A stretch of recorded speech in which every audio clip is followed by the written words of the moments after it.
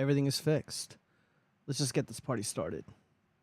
If you visit the Rippaverse, you'll see just how I move differently. Got more arm hair than an armchair. That's why they call me Papa Bear, because it is what it is. What it is, ain't it? What it is what it is, and that's it. My business got so many factors, and I got so many detractors. Those suckers gonna need to me, and ISIM's gonna sue me, because it is what it is. What it is, ain't it? What it is what it is, and that's it. Got 100,000 comics without any buyers, and a lot of insurance for warehouse fires, because it is what it is, and what it is and ain't it. What it is what it is, and that's it. I sold 3D assets to a bunch of asshats for a pile of cash that's all gone up in smoke, because it is what it is. What it is, ain't it? What it is what it is, and that's it. You know a grifter's gonna grift and a scammer gonna scam. Next I'll sell these morons a comic about horsemen, because it is what it is, and what it is and ain't it. What it is what it is, and that's it. You know a grifter's gonna grift and a scammer gonna scam. Next I'll sell these morons a comic about horsemen, because it is what it is. What it is, ain't it? What it is what it is, and that's it.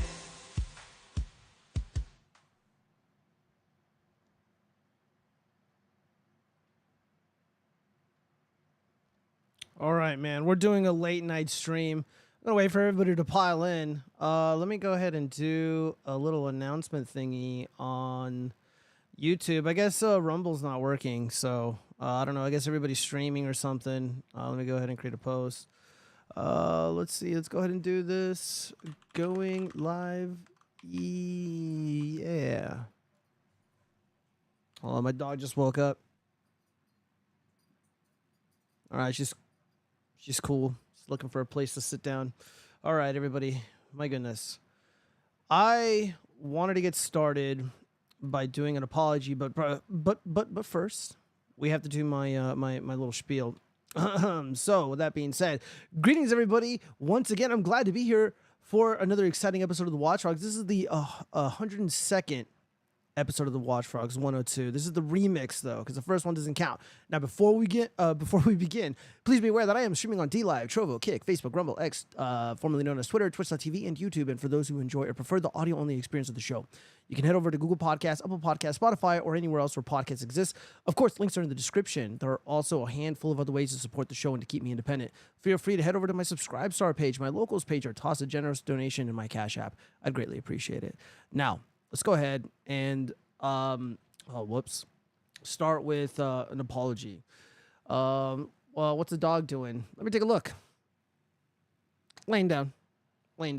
I don't know if you guys can see her behind me. Nope, you can't. The camera covers it up. But yeah, I just wanted to sincerely apologize for yesterday, because like I had like a fun show planned. I had like a lot of really a lot of things that I wanted to talk about. The show honestly doesn't have that many links. It's a kind of a small show. Yesterday was meant to be kind of a small show. Kind of go over a lot of like the crazy stuff happening with people being canceled for the Trump stuff that happened in PA. That's a big deal. Wanted to talk about Willie Mack really quickly, but this guy wanted to come on and debate me about essentially, let me just break down what I saw yesterday. So there was a tweet really quick. There was a tweet from Willie Mack, and he's like, look, I'm trying to understand why Destiny is saying the things that he is saying. And he's sending me all these links. He's talking about all this crazy stuff about like the Supreme Court, immunity, yada, yada. And like, he doesn't vote and he doesn't understand things. So I was like, well, I'll let you know, like message me. So we messaged each other, and I sent him an email giving him all, basically giving him the rundown. Like, look, President Trump had every right to contest the election. There was no illegality there. And, challenging the signatures on the ballots, yada, yada, yada, all that is kosher. and also just briefly went over the the J6 stuff, which he didn't really care about or want to, so it was very brief. And a lot of people dogpiled me. A lot of people who were fans of Destiny, and I guess fans of this guy Pisco. And Pisco wanted to debate, so it was all impromptu. I didn't want to really do it, and I'm like, well, dude, I'm doing a show. I don't, I'm gonna be home late, whatever. So I didn't have any time to prepare. However, I was right on the merits. And ultimately, me and him just do not fundamentally agree on what transpired on January 6th. He obviously does not believe in election transparency. He talks a good game, but I mean, again, there were no audits in any of the swing states except for Arizona. And even today, people were still bitching and crying and hurling insults at me, which is fine. People can say whatever they want to me. But the overall gist of it goes like this. There was a very limited scope audit that was allowed to be conducted by an independent party, and it discovered an abundance of fraud. And the images of the ballots are out there. Like, this is a problem. Now, I was wrong in thinking that Joe Biden ended up winning the state by 20,000 votes. It was actually a little more than 10,000. So when you have a plethora of these issues in just one county, Maricopa County, which is incredibly sus, you have to do an audit in all of the counties, all throughout Arizona, all the election departments. It's not funny. It's not a joke. Like, people were disenfranchised. And I'm a big believer of, you need to be able to prove the claims that you make. 81 million votes. Let's see the 81 million votes. And if I was Joe Biden, if I was a goofball Democrat and I was working for the administration and I genuinely believed the regime improved narrative, I would convince them to convince the regime, the administration, Biden's administration, to go to the states and say, yeah, let's go ahead and let's do an audit. I'm going to beat Trump twice. Do the tough guy thing. But if that were to have happened, the jig would be up. So yeah, I'm not going to get into it. It's, again, we just fundamentally disagree. We're going to talk about the Trump stuff. I just finished watching the RNC, and part of politics is kind of being able to predict the future and predict outcomes and a good analysis of what is happening in the real world, what is happening in current day America. It's pretty difficult to do, but the whole point of this type of commentary and the other content creators that do what I do is to be able to accurately predict what is going to happen next. And nobody could have foreseen President Trump being shot on that stage, and nobody could have foreseen the comeback that we are seeing in the polling, and just people just generally waking up to the harsh realities that we're in. I think at this moment in time, the American public, even people we disagree with, are just sour on Democratic policies. They cheered on the bullshit election. They went along with the Biden schemes, and as a result, the country has been flooded with an excess amount of illegal aliens to the tune of over 20 million. And when you flood a country with so many people, prices of food goes up, gas goes up, housing goes up. So people don't even realize that illegal aliens can buy homes, and that all of that drives up the price of homes, absent inflation. And now, of course, inflation is a whole different beast. The regime is just endlessly spending money, and everybody is talking about this in person. Most people kind of tuned out, like in my personal life, not like on Twitter and stuff, but like in my personal life, like on my Facebook feed. Most people kind of checked out of politics a long time ago. They checked out immediately after Biden was inaugurated, and everybody just wanted to pretend that everything was all hunky-dory. And of course, that's just not the case. That's not the case at all. Things were never hunky-dory. Things have just perpetually gotten worse. And, we're at a point, like I keep getting asked, like, do you think we can win? And can we overcome the rigging that we saw in 2020? Because they're likely going to attempt to do it again. If President Trump and J.D. Vance survive, and I mean in the physical sense, this election, and if they're able to overcome the rigging, or who knows, maybe there is no will on the Democratic side to rig the election again and engage in the nefarious activities that we saw throughout the past 3.5 years, we may very well see a very slight recovery in the economy. And it's because of people like myself and other small business owners who believe who believe things are going to get better. You know, part of the economy and the dollar doing well is faith in it. You know, when people have faith in the economy, people have faith in the future and the outcome of a certain election. They're like, you know what, we're going to hire a little bit more. We're going to invest a little bit more. And, we're going to take a little bit more risks. And that's going to, snowball into something that's really positive. Is it likely? I don't know. But it's possible. And that's just a small example. Let's see. Let's get it. Yo, what's going on? Okay, Coop. We got Foco in the house. Dude, you did good in my opinion. He had an army of dudes in Discord giving him talking points. He had to debate him and his guild of Tardos. Dude, I wasn't even in his Discord. I wasn't watching his stream. I was just talking with him. You know, because when I messaged him, we were messaging each other. It was cordial for the most part. I mean, there was a little bit of snark there, but he kind of tampered down after a little while. And I'm like, look, you need to have a cam on.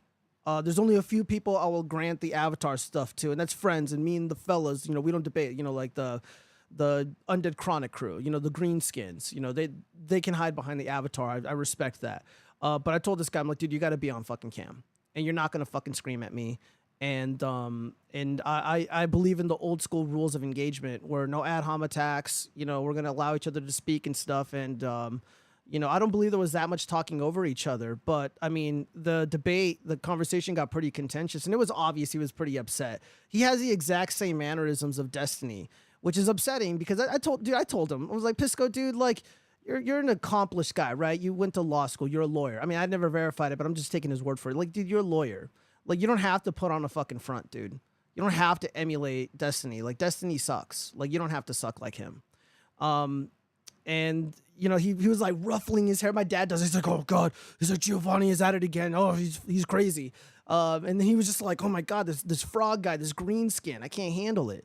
And yeah, he was trying to do the debate me bro shit. And I'm like, no, just be a fucking man and have a conversation with me. Like, we're hanging out at a bar. We're just two fellas talking.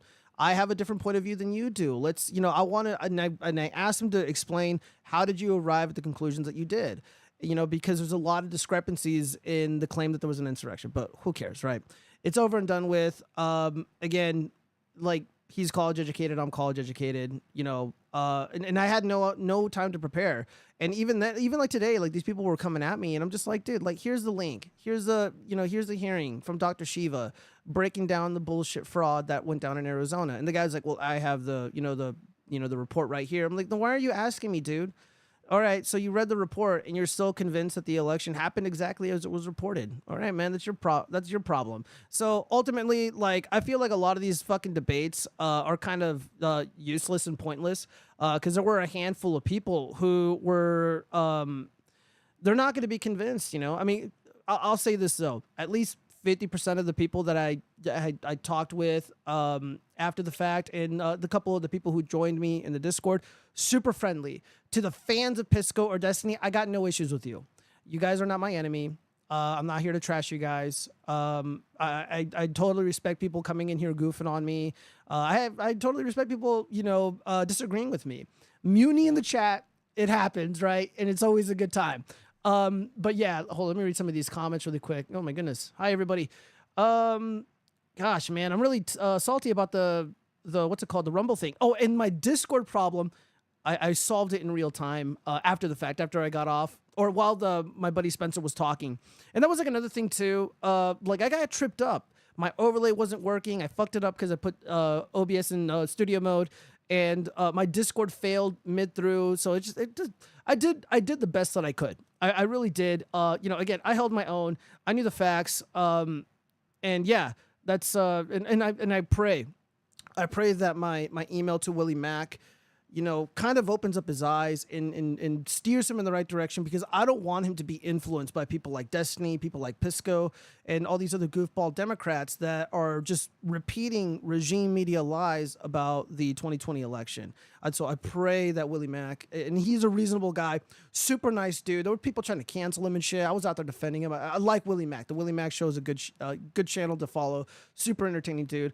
All right, so yeah, dude. So he had an army of people helping him. Nobody was helping me, dude. I'm just like, and I was like talking with somebody else, and they were disappointed in me. And again, like, I just wanted to apologize to you guys, because I feel like I did like a bait and switch, right? Because I wanted to talk about JD Vance. I wanted to talk about all this other stuff. And then this debate me bro challenges me to a debate. And we didn't really get to go over the fun stuff. And I fucked up. You know, like it's not beneath me to apologize and to admit when I'm wrong. You know, like I've made mistakes with some of my content. Like I say something that is untrue, like by mistake, of course, you know, regarding firearms or whatever, or I make a claim that wasn't substantiated and I come back and I correct it. And I made a mistake yesterday and I feel like I tricked you guys. I feel like I misled people. And, you know, Cheese was like telling me, you know, like, hey, this is wrong. Like you made a mistake. And I did. So I do sincerely apologize for that. And yeah, so we're gonna have a fun show. It's gonna be a lot of fun. Yeah, Pisco, like you know, Pisco wants to join the show and like actually like do the actual show. I don't mind. You know, we can disagree throughout the whole thing, but as long as you know we're going through the stories, we're having an in-depth conversation, and it would be fun to have somebody with a differing perspective. And I think that'd be a lot of fun. And she's added that element to it. Because I'm a lot older than he is. You know, I'm about 10, 12 years older than he is. And we're good right now. He's out of town. Hopefully next week I can bring him back because I do want him to come back. So yeah, we'll see. So yeah, Foucault, thank you for saying that. Let's see. Yo, let's get it. I read that. What's your small business? I make puppets and I build firearms. I'm a fire armor and I also do electrical work, but it's not my business though. Nobody was giving Pisco talking points. What? Well, that's not what the chat is saying. Let's see. What up? What's going on? Oldorio, appreciate you here. Yeah, the J6 was a setup. Of course it was, man. I mean, there was just so many issues with it. I mean, like, and just the fact that like he like all these debate me bros, like they're unable to kind of pull so many threads together and just tie things up into a neat little bow because all of this is narrative. Right. This is all there's the J6 narrative, the 2020 election narrative, etc. You know, stories are complex. They have characters. You know, there's rising action. You know, there's a climax, etc. Conclusion, and you got to tie all this stuff together. It's not just one thing. It's not just one definition. It's not linear. That's not how any of this works. So he wasn't like, dude, like everything that I said was completely on topic. So that's that. The definition was a prime example. Yeah, the biggest mistake was falling to not fall for lawyer tricks. Failing. Oh, yeah, failing to not fall for. Yeah, I know, right? I failed to fall into his little traps, the debate me bro traps, because he wanted me to like concede a point, and he's like, "Oh, well, you basically admitted it." No, fuck you. No, I didn't. Yeah, because they don't have the TV to feed them arguments, talking points. You can tell in advance what they're going to say based on what goes on TV. Yeah, I agree with that. Say JC4T Rise. You literally just said before that it's people like you that are going to pull America out of this situation. Small business owners, how you making puppets contributes to anything? Well, I'm not saying the puppets contributes to anything, but I'm going to be selling these puppet patterns and doing this video series to help people create their own puppets. And I'm also going to be doing a small show about 40 to 50 minutes. It's an independent video, of course. It's not going to be a live stream. Instead of like a true crime show, it's like a fake crime. It's fake crime, right? So like the puppet, like there's going to be, it's kind of like a legitimate show, kind of like that show Beyond Belief, where the guy's like, hey, I got these like 4 stories, except, but one of them is real. Well, in this case, they're all fucking fake, and it's going to be really funny. But the point that I was saying about small business owners is because the bulk of the employment in this country is small businesses. And if the business people have faith in the economy, they have faith in the future election and the outcome, etc., they're going to invest in the business. That means, you know, tax revenue. That means people are employed. That means people are not on, you know, receiving benefits, etc. So that's a good thing. Did you take the vax? No, I did not. Absolutely not. I didn't wear the mask except one time. It's a funny story. I just didn't feel like fighting with this girl, and she was nice, and I'm like, fuck it, I'm only going to be in this building for like 4 minutes, so I just put on the fucking mask, dealt with it. But other than that, like, I don't really wear it. What's it to you, what he does for a passion living? Maybe it helps him support the show. And not only that, like, the puppets are, you know, like, if, like, I'm going to sell them and make them too, and if somebody wants to, like, I want to be able to sell them or give them to hospitals, you know, for children and stuff, or sell them to like child psychologists, child therapists, because puppets can be used for medicinal purposes. A lot of people don't know that, but it's really, really cool. Anyways, I think somebody just joined me on Discord. Hello, are you there? Yo, what is Hey, what's up? going on, Spencer? Yeah, man. And also, Spencer came and joined last night. And another thing that I kind of wanted to and this is kind of to Pisco too, because I don't believe in dogpiling. I don't believe in being unfair. And, you know, my buddy, the way that my channel works, people with the guest role, they can always jump in and say what's up and join me while we're talking about these things. And my buddy Spencer came in, and he lives in Arizona. He does reporting out there, and I feel like, I should have been more careful as to not make Piscos feel uncomfortable. But whatever, it is what it is. He just claims people like him that are going to get America out of the situation, small business owners, when in reality he's not doing shit except playing with toys. Puppets are not toys. And again, I do electrical work and I do finance work. Like I have a big boy job, 2 of them really. Gio wants other people to touch his puppets after he touches them. You know what, man? All right. So, Can't dude, confirm. well, Spencer, where were you? Did you see President Trump get shot live? I was not watching it live, but my buddy Brick Suit. Yeah, he was shout there. out to Brick. Yeah, he was there in front row. I just saw his video that he posted this morning, and it's freaking crazy, man. Yeah, it was, dude. It sounded like he wanted to cry. I'm not even making fun of him, man. It was like, I'm gonna be honest with you guys. Like, I mentioned this on Undead Chronic show, but I was really emotional about it. Again, it was just something that like I never imagined that I would ever witness in my life. I mean, I know people talked about hurting the president and stuff, but like it's different when it actually happens. And I was emotionally overwhelmed, and I instantly thought of Walter Cronkite, legendary broadcaster, legendary journalist from way, way back in the day. And he was reporting in real time what was happening to JFK immediately after getting shot. And he was so emotional. And I didn't get it at first. I was really young when I saw that video, but I thought about it and I'm like, I fucking get it now. I absolutely get it now. And even like a lot of dissident bros that I know, people that I like and respect, like Ramsey Paul, like he got really emotional. And yeah, man, I'm just glad that he survived. And we were watching the RNC a couple days ago when they started doing it. And like, there's a lot of multi-culty stuff going on. And, like you had Harmeet Dillon doing her little Hindu prayer thing. And, they brought out Amber Rose. Is that her name? Yeah. Amber Rose. As long as it wasn't Amber Heard. Yeah, as long as it wasn't her, of course. And somebody was like, why the fuck is all this like, woke, kind of quasi woke stuff going on here? And somebody, this is the only conspiracy theory I'll entertain. Somebody suggested that this RNC presentation, this show, it wasn't meant for Trump. It was meant for somebody else. And they suggested that the GOP establishment, they wanted to handpick their own executive team, right? Their own presidential team, their own, whoever, like a Nikki Haley, for example, or a Tim Scott or a Rubio. And then of course all the woke shit makes sense. It all makes sense. But you never know. Here's the question. Why did that New York Times reporter, why was he shooting in like that, like very slow frame? You know what I mean? What do you mean? I saw a tweet earlier today, and it was basically New York Times photographer Doug Mills is quoted as shooting at 30 FPS, 1/8,000. And allegedly, those settings are what this individual who posted the tweet, Nick Soder,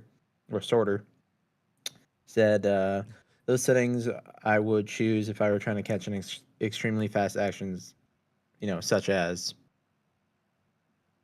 I don't know, dude. Again, I'm not trying to get into, crazy conspiracy shit. A lot of people are doing that. The Democrats, they claim to hate conspiracy theories, but they're saying the event was staged. I don't believe so. Oh, yeah. Hey, those bullets are real, guys. I fire guns. I build them. Those are real fire shots. Those are real gunshots. And yeah, man, I'm just thankful to God that he's okay. But it's also incredibly stressful and heartbreaking that an innocent man lost his life, and a lot of these shitheads are mocking this brave firefighter, and they're mocking the other victims who were gravely injured. And it's just like, dude, like enough is enough, man. The Democratic Party is calling for unity, and they're like, we got to bring the temperature down. Where were these calls for unity and for bringing down the temperature, where there was a whole slew of videos of Trump supporters getting beat up in the streets, getting carjacked? What about when all these wokesters, even, sitting members of Congress and sitting members of the U.S. Senate were, calling for the heads of these little kids, these Catholic boys, the Covington Catholic kids, saying that they wanted to burn down the school with them in it. Where was the calls Maxine Waters? Yeah, Maxine Waters. Get in their face, make a scene. Yada yada yada. Nobody's telling her to shut her mouth. You know, and then of course all these fake hate crimes, Jussie Smollett, Althea Bernstein, you know, where are the calls to bring down the temperature and to cease engaging in this activity? It's too profitable for the wokesters though, so they're going to continue to do so. And like I always bring this up because I do not want the left to forget that this happens, and this still happens, and it's going to continue to happen, especially if President Trump wins, which I'm honestly hoping for at this point. Yeah. Imagine trying to debate someone who can't think. Well, what topic? Let's see. JFC. What's a unsubstantiated? Go ahead and share your I'm- stream on Discord, by the way. Oh yeah. Let me get that up for you. So we're gonna start diving into these stories really quick. Let's see. Window projector mode. No. Yeah, window projector preview. Let me get my buddy set up, you guys. 2 seconds. Yeah, the other thing I'm just going to interject here, as having filmed Trump rallies before, like when he's had Secret Service protection, obviously. Yeah. There's a process to that. So I remember the time he was down here at Arizona Financial Theater. He had to get up at like the butt crack of dawn, get into the building before like 8 o'clock or something like that. It was like 6 or 8. I don't know. It was early. What do you think of? What do you think of all these jerks, all these really bad people, wishing harm on President Trump, wishing harm on, you know, celebrating the death of this brave firefighter who lost his life protecting his family, who would have taken, in my opinion, probably would have taken a bullet for any of those people that he was next to. What do you think of those people? And a lot of these guys are getting fired. Do you think they deserve that? To be exposed and fired for making these posts on Facebook and Twitter and Instagram, etc.? The fact that these same people probably were the ones that said, you're going to kill my grandma if you don't get a certain medical procedure, or, you know, or the people calling people who voted for Trump racist, you know, misogynistic, whatever the heck you want to add an "ist" to at the end of the word. No, I don't feel sorry for them. You know, it's I don't want to say an eye for an eye here, but if you're nasty like that on the internet, there is a social contract, and you know, if you lose your employment over that, I'm not going to feel sorry for you, especially if you've called for an assassination. You know? Oh yeah, like this asshole right here. This guy made some. Oh, whoa, reload. Yeah, this asshole right here. He made really nasty comments about the event that took place. Let's go ahead and read this. Too bad it didn't happen to him. Square popcorn emoji. So people were liking this and hearting this. This is Tony Bedell. He's a firefighter, I guess. Oh, and then he said, "Oh, someone reposted my post, laughing emojis." So this is funny to you. This is a joke to you. Like, people died, man. Like, again, this is why I always impress upon my viewers. And I know I'm kind of like, you know, weak and popcorn when I say this, but like, I don't believe in violence. I don't promote or celebrate it. That's not what this channel is about. And again, like, you guys are rowdy and wild. Some of the people who watch the show on all the platforms that I'm on, and I don't want you guys to get in trouble and get too spicy to the point where someone's gonna hunt you down and take your job.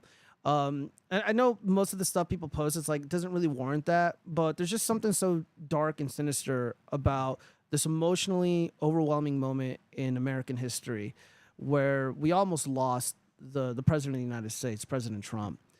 And then, you know, saying, too bad it didn't hit him square. Well, this guy was fired. Libs of TikTok, this is the guy right here. Wait, looking really smug. And this is the post that he made. Some of it's cropped, so I'll just go ahead and read it from the mini display. To everyone, please accept this as my resignation from the firehouse. I can't do this. This is so beyond anything that should ever be happening. I have been threatened. My family has been threatened. My friends have been threatened. I have never felt so unsafe in my life. You know who felt pretty unsafe? The people that were shot at that rally. Yeah. This is so far past anything that should ever be condoned. It's one thing to ruin my life. I accept that. Oh, well, aren't you great? But to put everyone else in danger around me, to shut down everyone's daily life, this is not okay. If you condone what's currently occurring, you should take a long, hard look in the mirror as well. I made a mistake with that simple statement. I own that. But to threaten those around me with harm that had no part in this, I can't do it. I'm sorry to everyone who is currently affected by this. I'm ashamed that that I've brought this to you. I've already lost several people extremely close to me. I expect to lose more. Good. Fuck you. You deserve to lose more. And, you know, I made a mistake. You know, if I was walking down the street and I accidentally step on someone's toes, that's a mistake. If I'm a cashier and I forget to give someone, you know, like a few bucks, and that's a mistake. I bump into somebody, you know, I'm not paying attention, that's a mistake. You willingly made these statements about President Trump dying, and you gloated and you were laughing the entire time. Oh, they reported me. I have zero sympathy for these people. And I mean, there's a debate raging right now on Twitter whether or not we should be celebrating this, whether or not we should be going along with it. Well, I don't really go along with stuff like this. I don't fucking care if people are going to say this shit. But if this is the result, though, I have no sympathy for you. I don't care. I honestly don't. Tony is an adult. He is, you know, he was a fireman. You know, this is a guy who, you know, he knows what's up. He knew exactly what he was doing. I don't know, man. What do you think? I mean, people have a First Amendment right to say what they want. Yeah. You know, actually, and you're echoing. Let me mute your stream here. But anyways, people have a First Amendment right to say what they want, but you know, like I said, there is, and I hate to agree with Tim Pool on this, there is a, you know, social contract like that where if, you know, if you say something like this and it gets you fired or whatnot, you know, then that it is what it is. I mean, you can apologize, you can redeem yourself. I think people make mistakes. Yeah, that's true. But no, this is not a mistake, man. This is not a mistake. And like, it's like a fellow firefighter, dude. And you have the balls to say it. Like most of my friends are like ex-military, you know, they're veterans, right. You know, they're in the military serving, they're cops or firefighters, you know, like I'm a working class guy. And just for somebody like that to say that shit, like really, really, like, can this person, I know it upsets me too, but I'm getting to the point where can this person be redeemed? Do you think this person yeah, probably. could ever be I mean, redeemed? they're just words, right? I mean, yeah. No, I mean, that's what I'm getting at. I guess in the grand scheme of things, he didn't hurt somebody. But again, when the Democrats, I'm going to just assume this idiot is a Democrat. When the Democrats are like, oh, well, we need, you know, we need the adults back in the room. We need unity. We need empathy. You know, we need to turn down the temperature. I'm like, is that what this is? You know, like you guys say one thing but do another, and you know, I'm just not impressed by this. I'm not cool with any of this, and that's largely what kicked off the debate yesterday too. It's just because Destiny was like going on and on and on, just like beating on this deceased firefighter and his family, and he's like, yeah, all these Trump supporters deserve it. And I'm like, well, you know, fuck you then. You know, if that's how you feel. No sympathy for all the horrible things happening. You know, like here's my theory as to why he's lashing out, because multiple times Destiny has said that he's like, yo, I'm a cool guy just because I let other men fuck my wife. You know, like I'm so cool. She, at the end of the day, like she comes slithering back to me, you know, zinc dripping down her legs. Like she comes back to me because I'm so cool. And just like everybody just nonstop is roasting him. And I think like it's finally gotten to him. I mean, there's only so much a man can take. I'm gonna send you a link. He's a lolcow at this point. He's literally a lolcow. So I have no sympathy for him. It's like, oh, he's banned on Kick or suspended or whatever for like a month. Who cares? Good. Demonetized on Twitter. Yeah, good. Fuck him. I'm gonna send you a link right now and DM. You'll like this one. It's something that Phil from All That Remains reposted. Yeah. Oh, here's a good one. Here's a good one. Libs of TikTok. Again, an individual. I think this is a veteran. I've seen this one. Yeah, dude, this is fucking like. Look, I'm gonna be honest with you guys. Like, she seems like a nice lady. You know, like she looks like somebody who would help me out at Home Depot. And just the fact that somebody like this just ordinary American lady, would be able to, like, it's in her to say this horrible stuff. Here, let's just watch this video. Let me go ahead and turn this up. Also, let me know if the audio goes out. It shouldn't go out. Everything should be working now. Are you Darcy Waldron? Yeah? I was Waldron, yeah. Okay, from Cayuga. And you think that the shooter should have been a better shot? Is that what you posted on Facebook? I am at work. You think that the shooter should have been a shooter, huh? I am at work. Yeah, I think that's pretty messed up. Pretty anti-American, if you ask me. As a veteran, I'm disgusted. Person I What have you provided to this country? Huh? I'm sorry. This is ridiculous. You are ridiculous. And I'm making you famous. Yeah, well, good for him. Of course, Home Depot responded, "Hi, this individual's comments don't reflect the Home Depot or our values. We can confirm she no longer works at Home Depot." Good fucking riddance, man. Again, like, I think it's lame to film somebody at work. I'm super against it, but you know, fuck these people. You know, for I don't know, since 2015, they put cameras in our face. And they're screaming at us or throwing shit at us. You know, we're hanging out at, like, you know, McDonald's or whatever. They're coming and taking our food, throwing it on the floor, throwing the water or drinks in our face for merely supporting President Trump. And I think it's time these people get a dose of their own medicine. Like, I know it runs antithetical to my views about, like, my free speech absolutist position, but nah, man. I want my enemies to platforms. They need to be punished. This isn't okay. Let's bring down the temperature by having these people face the consequences of their action. Again, I don't engage in this behavior. I don't fucking do this shit. Let's see. J40 is a Destiny alt account. J40, is that true? The pearl clutching is insane. JC40, like, bro, you probably got really emotional when, you know, George Floyd had his, like, golden casket funeral. Like, you sound like you believed Jussie Smollett, dude. I'm reading what you're saying here.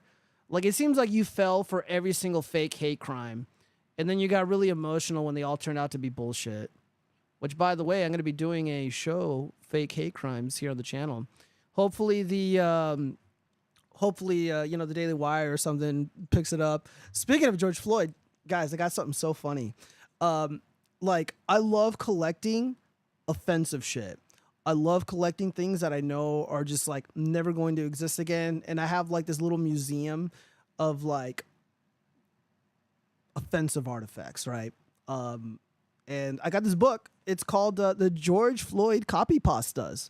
So this is 50 plus breathtaking horror stories. This is the 6th edition, a national bestseller. This is really difficult to find. Walmart had a copy. I think this was, like, the only one. I could be wrong. And the only other ones that I was able to find were on eBay, and they were really, really expensive. I just want to read some of these hilarious copy pastas. All right. I came across George Floyd's identical twin. Oh, fuck, I can't read that. I can't fucking read that. Slender Floyd. You can, but you might get canceled. No. George Floyd joined my Among Us game. The Breathless Man. I do not call George Floyd at 3 a.m. The George Floyd doll. Apparently, the George Floyd latex suit. Yeah. So this is an actual book. I didn't even think it was real. I thought I was just gonna get a box of rocks, but no, this is a real book, you guys. Maybe I should do, like, a dramatic reading with the puppets and, like, have, like, spooky synth music or something playing in the background. I think that'd be kind of cool. I don't know. Next book, Camp of the Saints, which is probably going to be about, like, $2,000, but you got to preserve the art, man. You know, because if Biden ends up winning, dude, they're going to start, like, you know, deleting and banning all the cool shit. So we can't have that. What else do we have here? Tab on my end. All right, so let's just go over. I wanted to talk about this. I wanted to read this post from the lady, the daughter of the fallen firefighter, because a lot of people just, you know, I know they're talking about it at the RNC, but, you know, right now everyone's kind of fixated on these goofy conspiracy theories. Yesterday, time stopped, and when it started again, my family and I started living a real nightmare. What was supposed to be an exciting day that we had all looked forward to, especially my dad, turned into the most traumatizing experience someone could imagine. I know the media will cover this event, and I'm going to try my best to stay away from looking at everything, especially because I've already seen and lived through it in real time. But I want everyone to know what the media will not cover and will not say about him. He was the best dad a girl could ever ask for. My sister and I never needed for anything. You call, he would answer, and he would do whatever it is you needed. And if he didn't know how, he would figure out how. He could talk and make friends with anyone, which he was doing all day yesterday, and loved every minute of it. He was a man of God, loved Jesus fiercely, and also looked after our church and our members as family. The media will not tell you that he died a real life superhero. They're not going to tell you how quickly he threw my mom and I to the ground. They are not going to tell you that he shielded my body from the bullets that came at us. He loved his family. He truly loved us enough to take a real bullet for us, and I want nothing more than to cry on him and tell him thank you. I want nothing more than to wake up and for this to not be reality for me and my family. We lost a selfless, loving husband, father, and brother. Yeah, man. Let's see. Oh, here we go. And I will never stop thinking about him and mourning over him until the day that I die. July 13th will forever be a day that changed. I think she meant to say that changed my life. I will never be the same person I was less than 24 hours ago. There are a lot of children out there that say their dad is their hero, but my dad really is mine. I don't think I would be here today without him. Well, biologically speaking, of course. But Dad, I love you so much that there aren't enough words to express how deep that love goes. I know you'll give heaven some hell. I know that God is proud of the man that came to his gates yesterday. Fuck, man. Like, Yeah, it's sad, and man. just like think about all these fucking Democrats, all these shitheads that are celebrating this. Piers Morgan, took Destiny to task. That was actually something good that Pierce Morgan's done in his career for once. Yeah. Every now and then, he daddies up on Hassan Piker and Destiny on all these goofball communists who are promoting violence. Broken clock is right 2 times a day.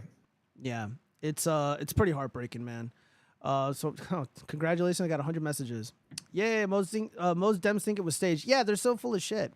When I say that J6 was staged, even though there were obvious fucking Fed plants in the audience, they're like, "Oh, you're a crazy guy." But again, explain raps. Yeah, explain rap. Yeah, exactly. But no, like the thing with the whole staging thing, like why that's so bizarre to me, and even like somebody that like I love and respect, like Ryan Harkness, super cool dude, fucking hilarious. But he's kind of saying like, look, things aren't what they appear. Like he thinks the event was staged to, I guess, help Trump or something.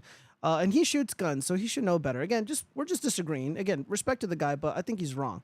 Having somebody shoot at you to get this moment in time and risk having other people die, and like, dude, there's no amount of money that I can give somebody to shoot at me to pull off some stunt. That's fucking crazy. You gotta account for the wind. You gotta account for the the bullet. What kind of ammunition that you're using. Like, there's just so many variables that go into it, and everything could have gone wrong if it was staged. And I just I don't believe President Trump was supposed to survive that. I think there were some really powerful forces at play that wanted to take him out. And beyond that, like, I really don't want to say too much on it because I don't want to dive into crazy conspiracy theories. And again, I'm pretty sure you guys probably know more about this stuff than I do now. The Secret Service really, screwed the pooch here. The local police really screwed the pooch here. Everybody kind of failed. And was it intentional? Maybe. Was it incompetence? Maybe. And either or would be disastrous and frightening to discover to be true. Giovanni is not a free speech absoluteness if art is speech. What? Friedrich Marx, you're typing too fast. I don't know what you just said, dude. Like, I had a stroke reading that. I was gonna say Gorka actually confronted the Secret Service director at the RNC. Yeah, Senator Marsha Blackburn. She also confronted them. Like, dude, they're roasting these people, man. And good. The government should be held to account. They should be transparent. Will say, for the blue and on, remember what happened with Alex Jones. The same can happen with you. Yeah, let's start suing them. Let's fundraise for this firefighter's family, the Comparator family, and let's go after every single one of these people that are saying it's fakes, except for Ryan, because I like Ryan. But he'll come around. He'll come around. And that's the thing, man. I mean, getting back to the point, it's like, people are saying these nasty things online. When I was trying to make the point of, they have the right to say it, but it doesn't absolve them of consequences. Your employer could part ways with you. And frankly, during COVID, I'm assuming either one of our employers could have tried to do the same thing. If they didn't like what we were saying about COVID. But Yeah. it's like there's Look, there's a lot of stuff that you can there's say a and lot get to away. unpack. Yeah, like Yeah. there's a lot of stuff that you can say and get away with online. But I mean, people are gonna draw the line when you're talking about little kids, and in a bad way, of course. Yep. And if you're also like wishing grave harm onto people, I mean, there were very few people that actually got penalized for very very nasty speech during Trump's presidency. But after the fact, like a lot of them are just protected. You know, like I remember during the Covington Catholic fiasco, there were all these people like, oh, I want to, beat up those little kids and I want to do this, and that to them. And I'm like, dude, I was reporting some of them to the police. I'm going to be fucking honest with you guys. I'm like, dude, these guys, like, you can't just fucking get away with threatening kids. Like, you can't fucking threaten kids. Like, I don't want to live in a fucking country or live in a world where it is okay for people to threaten the lives of children. And I was so fucking pissed. And like, I didn't do what Libs of TikTok did. She probably has a fucking team of people who are able to track down individuals and get them fired because she's really fucking good. Who knows? I was gonna make a joke about her being like a Mossad asset or something, but because she's just that good. She's just that good. I didn't have such luck. But this kind of goes back to the unity thing, right? Like, how do you unify with people? And dude, like, I'm serious with you guys. On my Facebook feed, people that I went to school with, people that I used to party with and go out with and stuff, like, there were a few people who were like wishing rape on Kyle Rittenhouse. And there were posts on Facebook that I saw myself and they were published on Twitter, etc., where they were trying to find Kyle Rittenhouse and rape him. And I'm like, dude, like, what the fuck is wrong with you people? Like, what is wrong with every single one of you people? Like, and again, like, I'm supposed to unify with these individuals. And the funny thing about the Democratic Party or the modern left is that they're always like invoking the spooky mustache man, and they're always talking about the fascists are coming and they're gonna invoke the camps. So I have this what is this from worldwithoutgenocide.org. And I've been sent this before when President Trump was in office. I'm like, yeah, none of this shit applies. I told the person. But let's see if the 8 stages of you-know-what-aside applies to Trump supporters. Classification. Categories of us versus them are identified based on ethnicity, race, religion, or nationality. So I guess this doesn't really apply to us because Trumpers are, well, they call us Magadonians. So that, I guess, we're now an ethnicity or something because we're Magadonians. So during the Holocaust, people were separated into the Aryans, the master race, and non-Aryans, including the Jays, Roma, Gypsies. Well, I don't know how I feel about the Gypsies, but the Poles, Rainbow people, Jehovah's Witnesses, and the disabled, among others.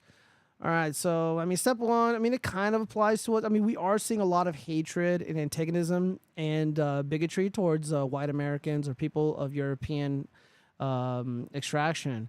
So, yeah, step one, sure. Symbolization, names or symbols are given to the classified categories. An example includes the yellow star or for the Jewish people during the Holocaust. Symbolization does not typically result in you-know-what-aside unless it is accompanied by dehumanization. So we are being dehumanized. What symbols do you think they're kind of throwing at us? They're applying to us.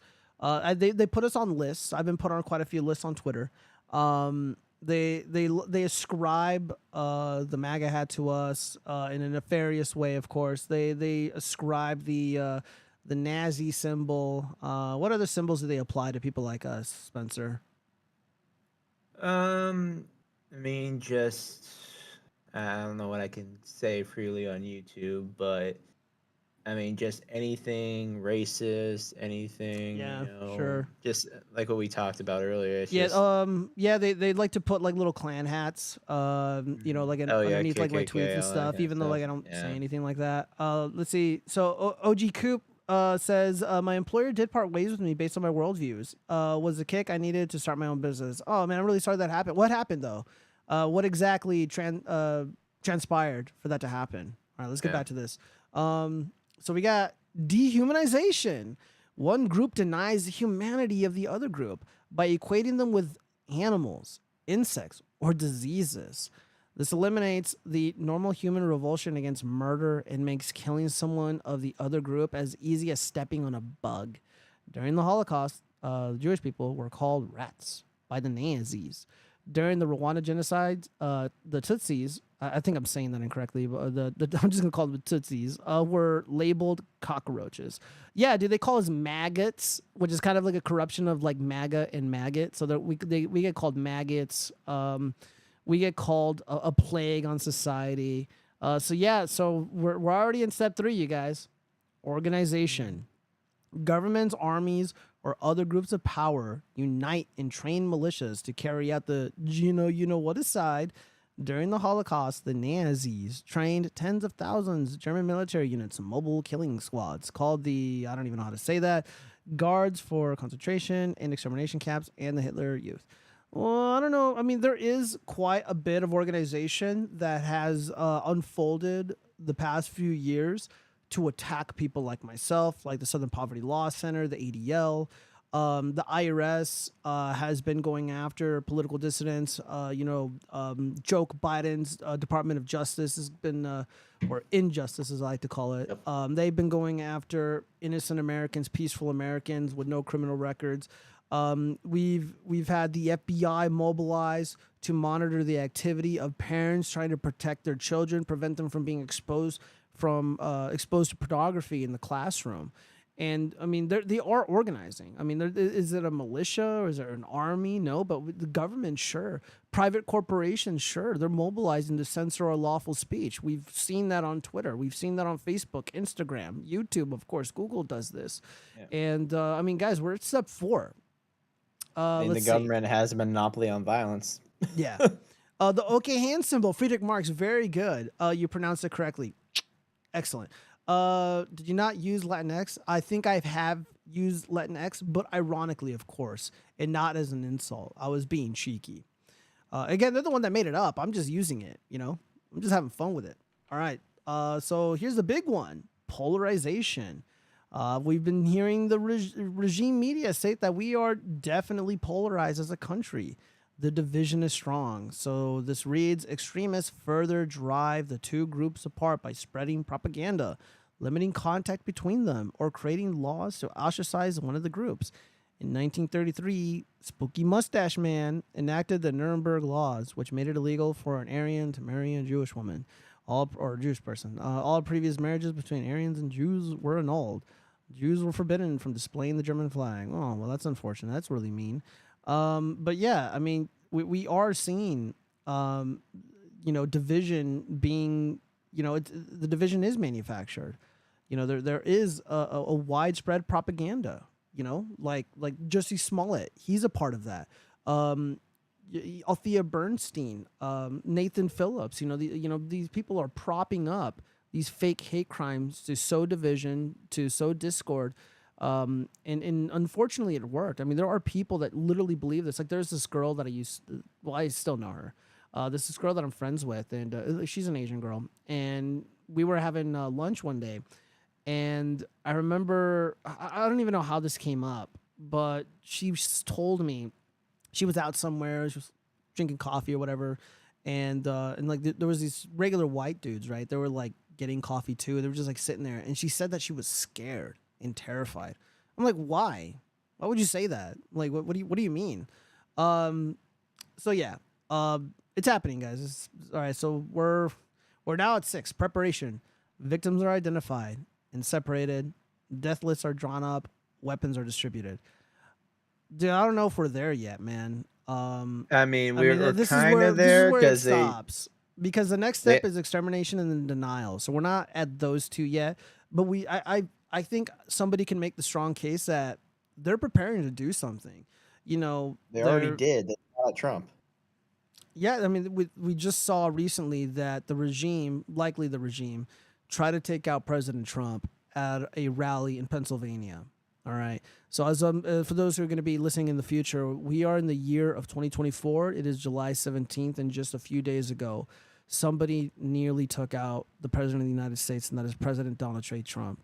And like, look, and then with the flow of illegal immigration, I don't know if you saw this, but it was breaking news. But the Secret Service announced that there are people in this country that just came here recently of Iranian descent, and they are plotting moves against the president of the United States. I wouldn't be surprised. And then, of course, a lot of the people that are coming in here, they're being, trafficked via the cartel. And the cartel, in my opinion, and there's a lot of evidence. It's self-evident, to be honest. The cartel has captured parts of the United States. There's places in this country that you just cannot go. It is too dangerous. Yep. This is a harsh reality. And if the regime was going to pull off some shit against the American public, they can use their newly imported subjects to come after us. And who knows how ugly things are going to get. We're in July. We're in July right now, and things can get a whole lot more demonic, man. Let me toss a hypothetical at you. There. Yeah, go ahead. What were you gonna say? So you know how this whole thing with Iran, there was a report that came out previously that Iran was trying to attempted unaliving of the former president, right? Did you hear about that one? Yeah, I did hear about that. So what better way to get rid of your political opponent and then have casus belli with Iran? No idea. What do you mean, who's that? Casus belli. It's basically a term for you are given a reason to go to war. Oh, I don't know, man. I'm probably mispronouncing it. That does make sense, though. That does make sense. Let's see. Iran is not plotting. LOL. If Trump died, they were going to blame Iran. Yeah. This is so obvious it hurts that people think otherwise. That's a possibility, Friedrich Marx. I don't discount that at all. I think you might be onto something. The literal definition is an act or situation provoking or justifying war. So, with the deep state wanting to control more, Iran's not controlled by the global banker cartel. Yeah. What's the better way to get Iran now under that invade? Yeah, chat is saying you were watching Tim Pool. Is that true? Is that where you heard this from? Yeah, I was watching that, but it checks out. It does check out from a historical standpoint.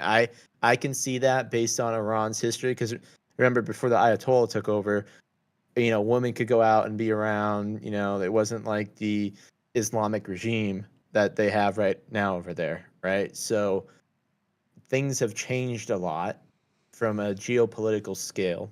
Yeah. And of course, plays are being made by the people that want to gain more power or all right, whatnot. So that's just my. I get that. Well, yeah, I just wanted to highlight this interesting article that I saw. The 8 stages of Gino, what aside. And again, we're supposed to unify with people who've literally been doing all this shit to us. I mean, guys, again, I don't know if we're at step 6, but I think a case could be made that we're there. And I mean, if you're gonna call for violence against us, if you're gonna celebrate violence against us, and call us maggots and stuff like that, if you get fired, oh well, fuck you. Mm-hmm. And I will say to the person in the chat that got fired, sorry, I got fired, man. I'm assuming it was over the COVID stuff. What I had to do. Yeah, he didn't elaborate. But yeah, man. I just said I'm gonna guess. Yeah. Do I really give a fuck what Josh Shapiro had to say? He's part of that election rigging crew. But he did remark on the firefighter who passed away. I'm gonna speed this up. A fellow Pennsylvanian last night. Corey. Yeah, it's to address the comment in the chat. Yeah, I just spoke to Corey's wife and Corey's 2 daughters. Tim Pool is one of them. Corey was a girl dad. Corey was a firefighter. Corey went to church every Sunday. Corey loved his community. And most especially, Corey loved his family. Corey was an avid supporter of the former president and was so excited to be there last night with him in the community. I asked Corey's wife if it would be okay for me to share that we spoke. She said yes. She also asked that I share with all of you that Corey died a hero, that Corey dove on his family to protect them last night at this rally. Corey was the very best of us. May his memory be a blessing. Last night was shocking for this community and for this Commonwealth, and I know for this country. Political disagreements can never, ever be addressed through violence. Disagreements are okay, but we need to use a peaceful political process to settle those differences. This is a moment where all leaders have a responsibility to speak and act with moral clarity, where all leaders need to take down the temperature and rise above the hateful rhetoric that exists and search for a better, brighter future. Yeah, set examples, dude. Call people, name names, dude. Like, this is why I got no respect for these Democrats, especially people like Governor Shapiro. It's like, yeah, there's real world examples of people on your side of the aisle that are engaged in antagonism, that are engaged in bigotry, that are, you know, not bringing down the temperature, for lack of better words. And, you know, again, there's zero political courage from anybody in the Democratic Party. You know, none of them reached out to those kids that were being bullied, that were videoed, getting spit on, getting slapped by women because he was wearing his Trump hat, and a bunch of like conservative influences like flew him out and he gave him a bunch of shit. You know, they hooked him up, and which is really wonderful. And I have a lot of respect for those guys, even though they're, you know, they're kind of normie for my taste, but they're good people. You know, again, none of you, again, this is the anti-bullying crowd, right? This is the anti-fascism crowd. And you know, none of them seem to give a shit. You know, sadly, I hate to say it, but Ilhan Omar was like the only person that I'm aware of that actually at one point apologized and retracted the horrible shit that she said about kids, the Covington Catholic boys. Let's see. Disavow nose candy. Sell me Coke, Fred. No drug transactions in the chat, please. Omega, ask Ricada, he's in your nation, or ask his 9-year-old dealer. Oh, fuck, dude. Disavow the, yeah, I love the family business. Mars, if you want to be as slosh as Nick, go for it. Oh, that was you. Let's see, Omega, who do you think saw Ricada the Coke? Ricada is it's an addict that his 9-year-old dealer preyed on. Dude, Nick Ricada is not doing well, man. People have been asking, like, hey, man, how you holding up? Like, how you doing? He's like, absolute shit. Just awful. And, well, did what are you his gonna do, trial man? happen? No, not yet. I think at the end of July or the middle of August, we're going to see the trial. I'm still waiting on that body cam footage. I don't know what's going on with Kiwi Farms. I mean, I think all that shit kind of died down, you know, because you had like the Trump stuff. You know, Joe Biden. I think he's currently in Vegas right now. I think he's on his way to Delaware from Vegas. He's in my hood, stinking up the place. And dude, did you see the ominous message that he posted on his Twitter? Biden? Yeah. Hold on. Oh, I saw that he might step down. Dude, it's pretty bad, man.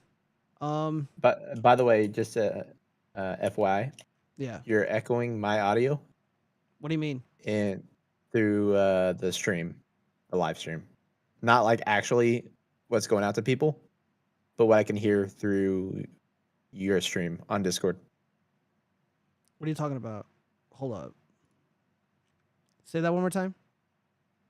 So you were echoing, or you are echoing, if I turn on my audio on your live stream in Discord. Yeah, disable the audio, dude. Okay. Or Yeah, no, dude, that's a you problem because nobody else has that issue. Hold up, wait 1 second. Let me look at my video settings. Oh, wait. Hold up.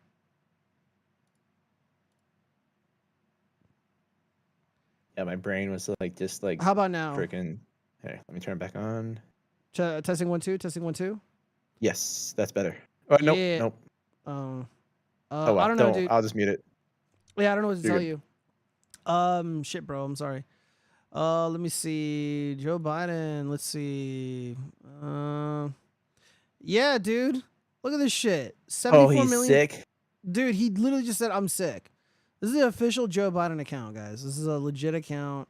Gray check mark. Freddie Redding's puppet shows for him. Holy crap. So, dude, no, this is 25th Amendment coming out right here. I actually I had responded to a tweet from Kerry Lake's attorney because he was posting about what's going on right now with the deep state cabal, and he thinks they're going to make a move here. He thinks it might be the similar. Let me actually just quote him directly. This is pretty bad, you guys. And you have to remember, somebody else has access to these Twitter handles of the so-called president, right? The illegitimate president. And somebody's doing this. Someone is fucking with Joe Biden that works for him. They said they're going, and this is what he thinks is going to happen. Given they miss President Trump, I would be willing to bet that the national security state and its allies in the Democrat Party leadership will, quote, terminate with extreme presidents, unquote, Joe Biden, meaning 25th Amendment or otherwise, you know? But who knows which faction will win this falling out. Should be interesting. Because, you know, the way you got to look at it, too, if they get rid of Joe Biden now, like in terms of 25th Amendment or the deep state does its thing, who are they going to replace the VP with? Because that goes to a vote, and both the Senate and the House have to have a majority on that. So I don't think Joe Biden's gonna step down, dude. He's gonna hang on. And like the thing about Joe Biden is that he's been in politics for so long, and he's been a vice president. Like, how do you take out a guy who knows where the bodies are buried? Like, how do you take out a guy who has blackmail on so many people? And again, like, he's got dirt on everybody, dude. The guy is ancient. He was like, what, a 20-year-old when JFK was assassinated? And we're supposed to think this dude's gonna go quietly. Like, Joe Biden surrounded himself with his kids, and they're probably gonna be the ones to say, "Hey, like, you're not gonna fucking do this to my dad. You're going to rig the election like you did in 2020. You're gonna do everything in your fucking power to make this go away." And Joe Biden does have a plurality of the support among the Democratic voters. He is the most popular Democrat and favored to win the 2024 election more so than any other candidate, including Gavin Newsom. People who don't know or understand politics because they didn't work in it like I did, Gavin Newsom isn't going to win a general election at any point in time. For the same reason, Governor DeSantis cannot win a general election. He's a terrible campaigner. I mean, Gavin Newsom is not that great of a campaigner. And the Southwest is not the South, and it is not the Midwest. It's not the Rust Belt. And, you know, for Governor DeSantis, you know, the Sun Belt is not those things either. The voters would not find either of these men appealing or attractive in any meaningful way. And again, I like Governor DeSantis. Like, I really do. Like, I almost would have been happy if he was the VP pick. But as I've been saying on the show, JD Vance is a fucking stud. And the guy is legit, in my opinion. I was very disappointed about his anti-Trump shit, and I joined the Groypers in the felting. And we thought he was going to get felted in his election for the U.S. Senate race, and he ended up winning. And he ended up being one of the best, most talented U.S. senators, especially for the Republican Party, which just does not have a lot of talent. It really doesn't. Right. You know, it needs Blake Masters. It needs J.D. Vance. It needs Carrie Lake. It needs Lee Zeldin. And the Democratic Party doesn't really have those kind of rock stars. They really don't. Meghan Markle was my pick, but her fucking marriage is falling apart, and she's kind of like a fucking loser now, and her podcast failed, among other things, and she's not doing too well. So, I mean, that didn't work out. Governor Whitmore, only because she is ruthless, unbelievably ruthless, the way that Joe Biden is ruthless. So don't discount these people. Well, what do you think about, like, okay, so you don't think he's going to be replaced then? I mean, if you look at the further on the tweet down there, it says, "I'm sick," and then new tweet of Elon Musk and his rich buddies trying to buy this election. So they I don't know if that was like a freaking, what do you call those things? You put it in the YouTube video, clickbait, you know? I don't know, man. It's possible. I mean, it'd be interesting. They did just point of view. They did just say that Biden had COVID and he had to cancel like some upcoming speeches or something like that. Yeah. So it's just the timing of this is very suspicious. Not to put my tinfoil hat on, but you know, there's been posts about people, you know, saying there's turmoil in the White House where they're both arguing whether it's time for Biden to retire, to step down, and let Kamala take the reins. You know, I do believe that there's mutiny in the White House. I also do not believe that Joe Biden made these tweets. No, he didn't. Somebody is clearly his clearly, intern. yeah, I think somebody that works for Gene Career, whatever, the fucking White House lady, whatever. Hold on, my dog woke up. I would be surprised if Joe Biden knew how to use a smartphone. All right, she's going back to bed. Yeah. Go back to bed, baby. Yeah, she's getting there.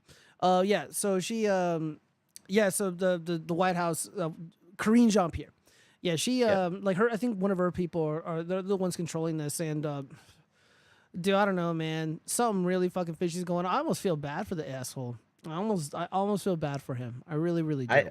I think that he should retire and go live out the rest of his life with his family. No, fuck that. You know what I want? Again, back to my fuck the unity position that I have. Okay, this is what I want. I want him to legitimately lose this election, and then he's gonna fuck off back to Delaware or wherever they want to put him, and he's gonna lose his mind. He's gonna go in and out of, he's gonna go from, being in his little dementia, Alzheimer's haze, and then back to reality, and he's always going to be reminded, like it's always gonna hit him that he fucking lost again to President Trump. And there's nothing he can do about it. He's going to relive this nightmare. I want him to live very, very long, constantly remembering and being reminded. And I was like, oh, where's Kamala at? Obama, call him up. They're like, dude, you're not the vice president anymore. You're not the president anymore. Putin. You fucking lost. I want him to be reminded, and I want him to live out the rest of his days miserably, and I want him to be hated for fucking ever. And eventually we're all going to forget about him, and that's going to be the story of Joke Biden, the most detestable, the fakest, most illegitimate president, elected official in American history. That's fair. That's fair. I mean, yeah, it's just, dude, this everything. It's like you want to take the high ground. You want to take the high ground on a lot of stuff, but at the same time, no, I want him to suffer taking the high ground emotionally, is what, of course, emotionally. Taking the high ground is what got Republicans into the current situation that we are in right now in 2016, and well, not 2016, sorry, 2020 into now, because I mean, you notice the Republicans don't use the law the same way Democrats do. And that's how Democrats have been getting the advantage. So if Republicans would either get off their butts and play the same games to, like, I'm not saying do anything illegal, obviously, I'm saying within the legal bounds, or change the law to prevent people from, I don't know, having the most popular election ever where all these people voted. It was an insane turnout. I don't know. I'm not suggesting, just for the censors, I'm not suggesting voter disenfranchisement. What I'm saying is we need to have laws on the books that prevent unlawful votes. That's all I'm saying. I think both sides want free and fair elections. But no, they don't. No, they don't.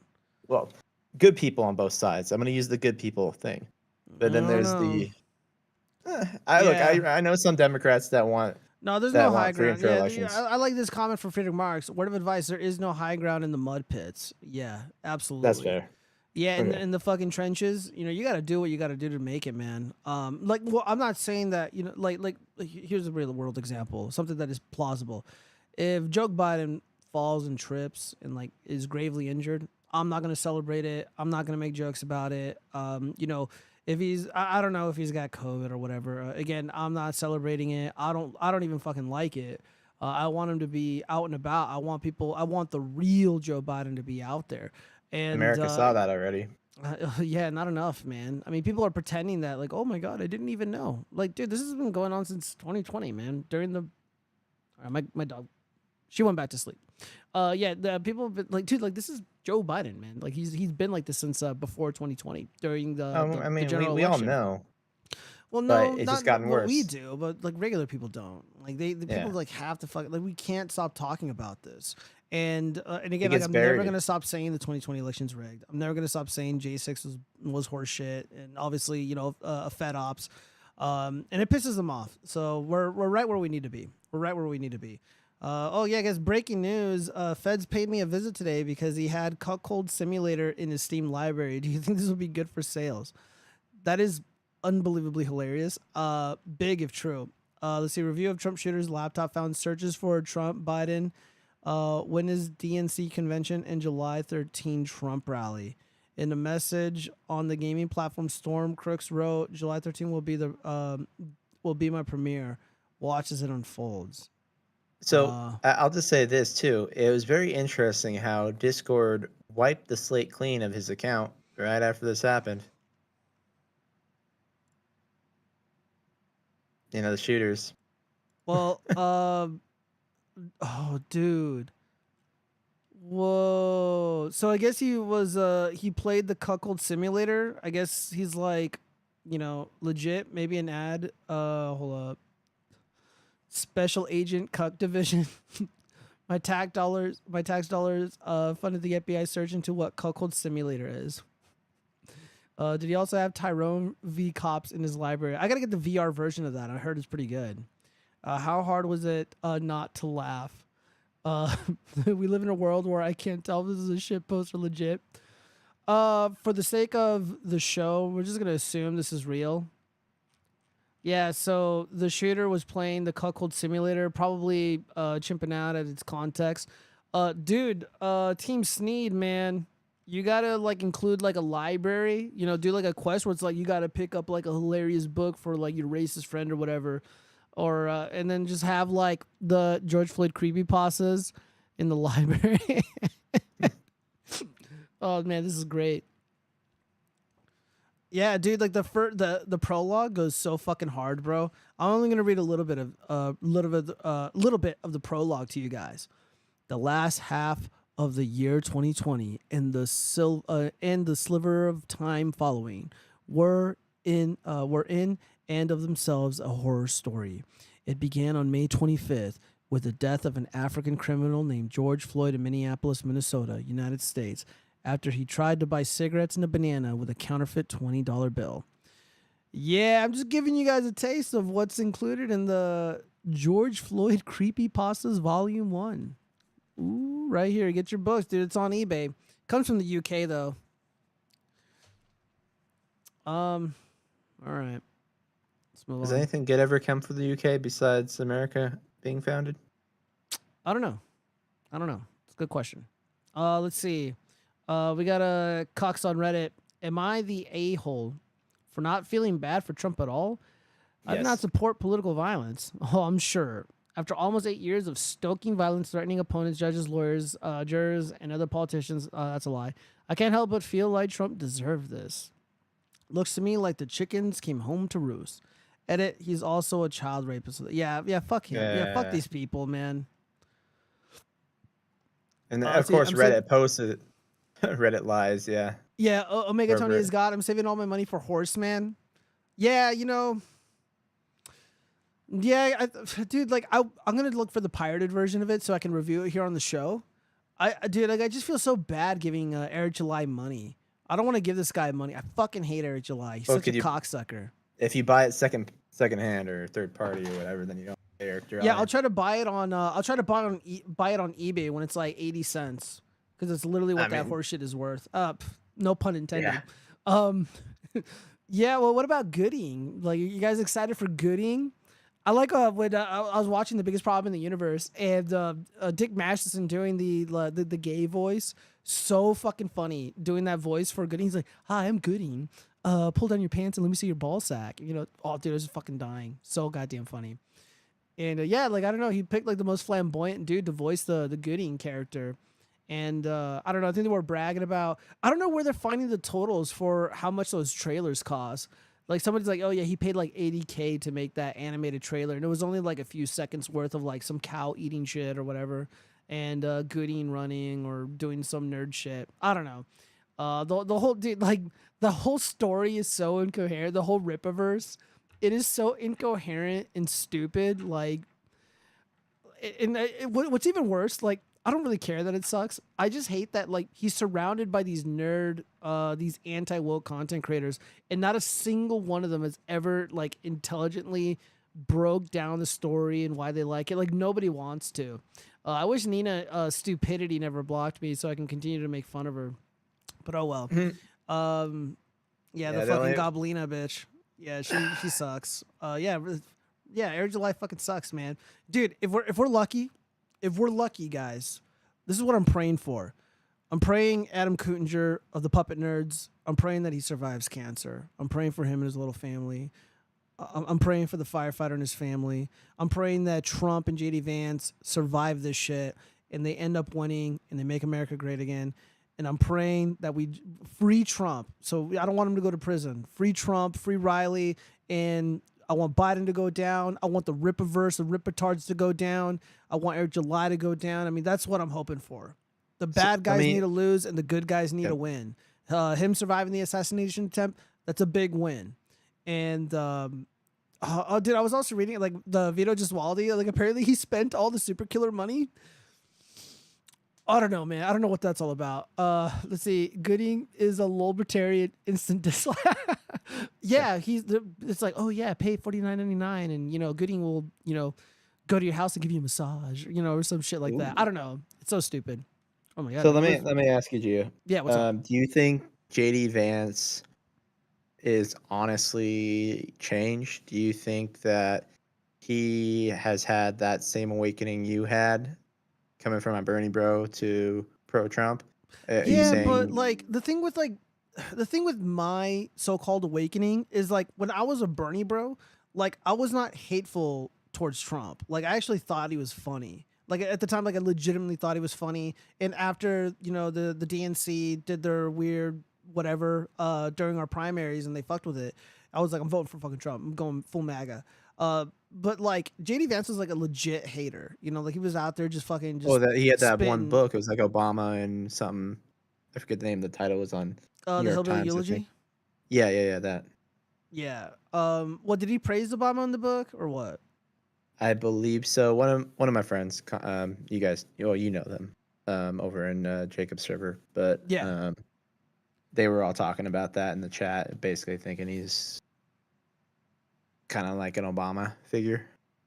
No, I don't really see that. I mean, like, dude, the guy was like legitimate. Like, I'm college educated, but like he's legitimately college educated, because like he went to Yale, like he went to like a really prestigious school, and his current wife, really nice lady, well accomplished, and I think she comes from, again, more like middle class background, really well to do family, and he probably, it was probably an afterthought. He's like, yeah, like Obama's not so bad.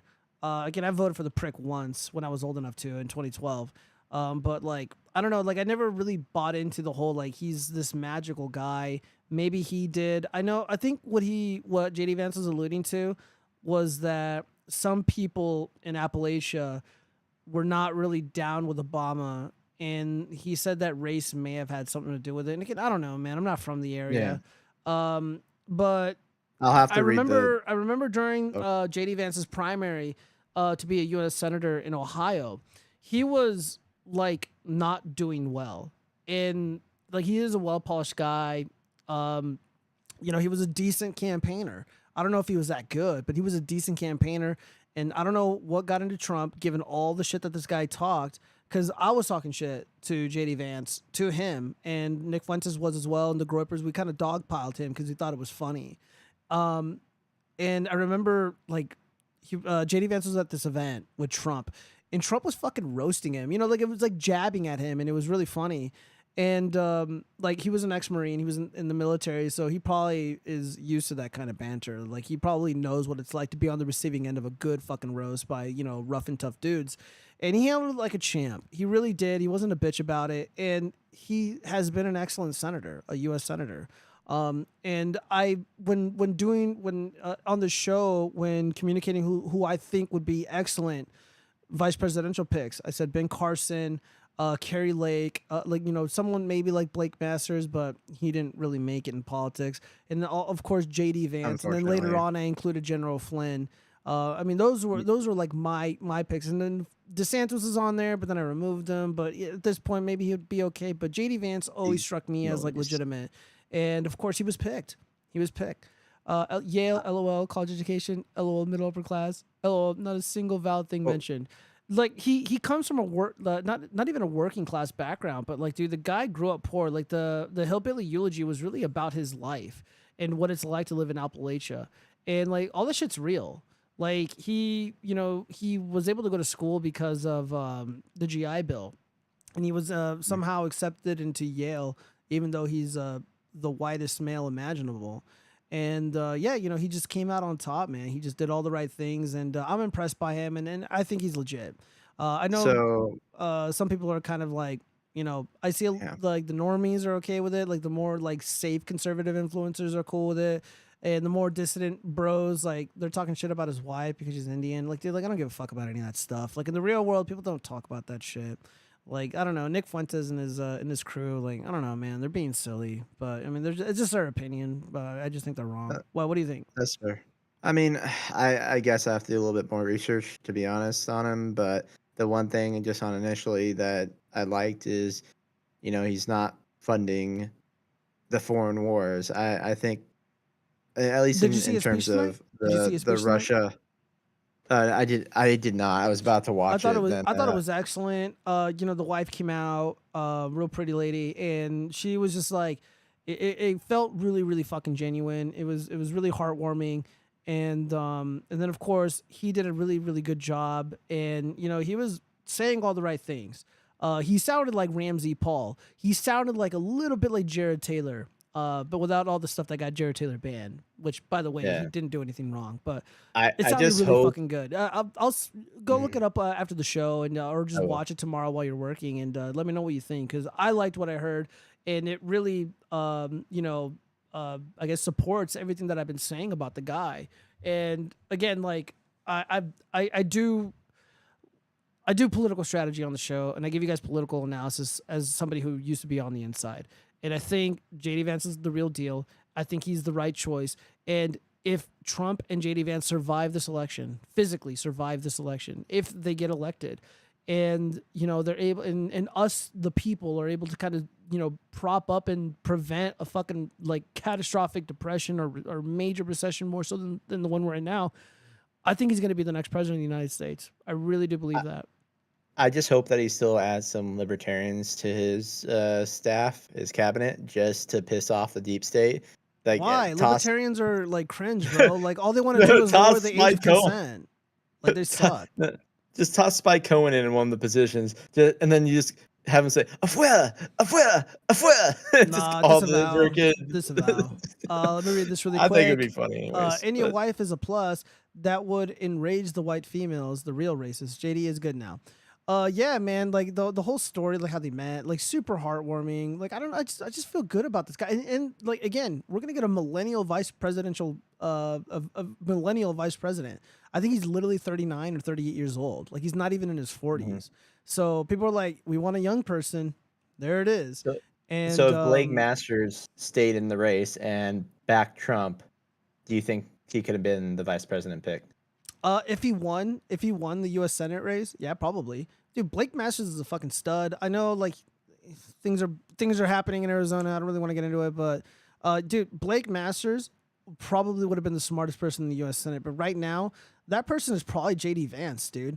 Like, JD Vance is a tough cookie, and again, he's right on all the issues. He's right on his voting record, and yeah, man, he's just out there stumping for the little guy, and like he's like interacting with people like Shoe Head, and like he interacts with us on Twitter.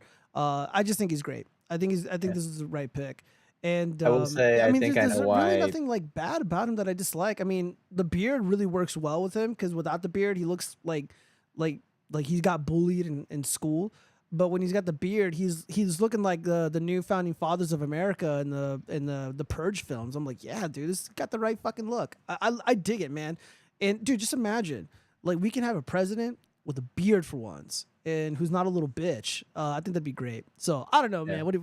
You obviously haven't done the research, and dude, I gave up talking to people, because people were like, "Oh, look at this fucking, like, oh wow, the wife is Indian. Ooh, it's gonna stink like shit in the White House." I don't care I'm about like, what ethnicity. the fuck, guys? Like, you guys are so fucking ridiculous, man. And you know, I get like the whole like, okay, I don't mind Harmy Dillon, but she tried to fuck my boy Trump over in California, changing the rules.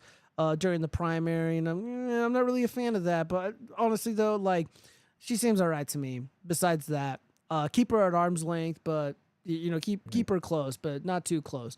I wasn't digging the Hindu prayer shit. I mean, there was a little bit of diversity stuff, but like, look, let's just be real. Like, Trump brings in a large group of people. Not all of them are Christian. Not all of them. And you know why Blake Masters lost? This is why I make fun of the grifter sphere, dude. Like you have people like Amber Rose. I was gonna say Amber Heard, who is obviously, she was a Trump hater. She was a slut walker, whatever. And now she's like, look, like, I believed all these lies, and I was wrong for this. And it's like, dude, so what, man? She whores around a little, so fucking what, dude? Get a grip. Like, any of these fucking grifter sphere morons are innocent. Like fucking the quartering. Like, dude, like, come on, bro. You look up forced cream pies on Reddit.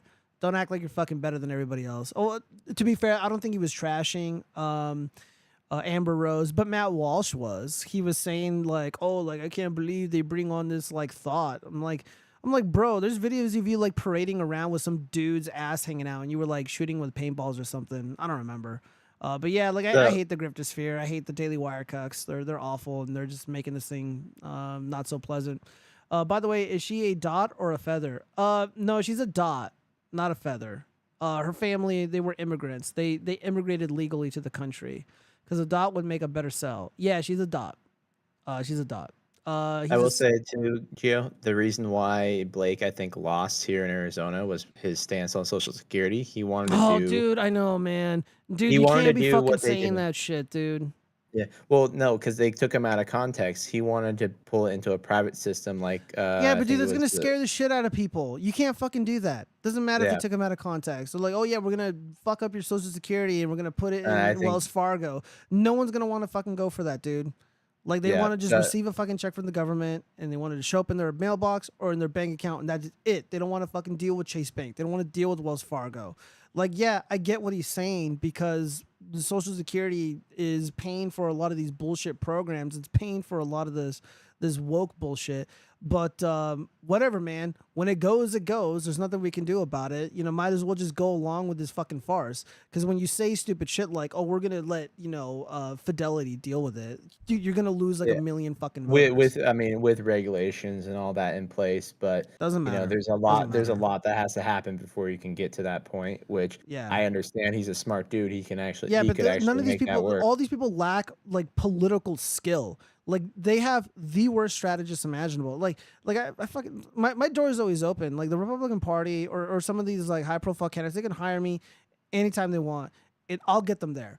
But obviously, you know, he surrounded himself with like these highly educated people, these tech bros, and they have their pie in the sky ideas, and who knows, they probably will work. But when you try to sell that to a fucking voter, an elderly person who's been receiving Social Security or Medicare or Medicaid, and they've been getting it reliably in the mailbox, and then along comes this young guy who's not really experienced what they're going through, and saying that he wants to upend the system and give it to Bank of America, no one's gonna fucking go for that, dude. He fucked up. And it was like I think it was like a cutoff date. He like there was talked about, but you know, the thing is too, like, as a concerned voter, like I'd actually asked him his stance on that, you know, and I sent that John Stossel video and said, hey, you know, take a look at this, let me know what you think.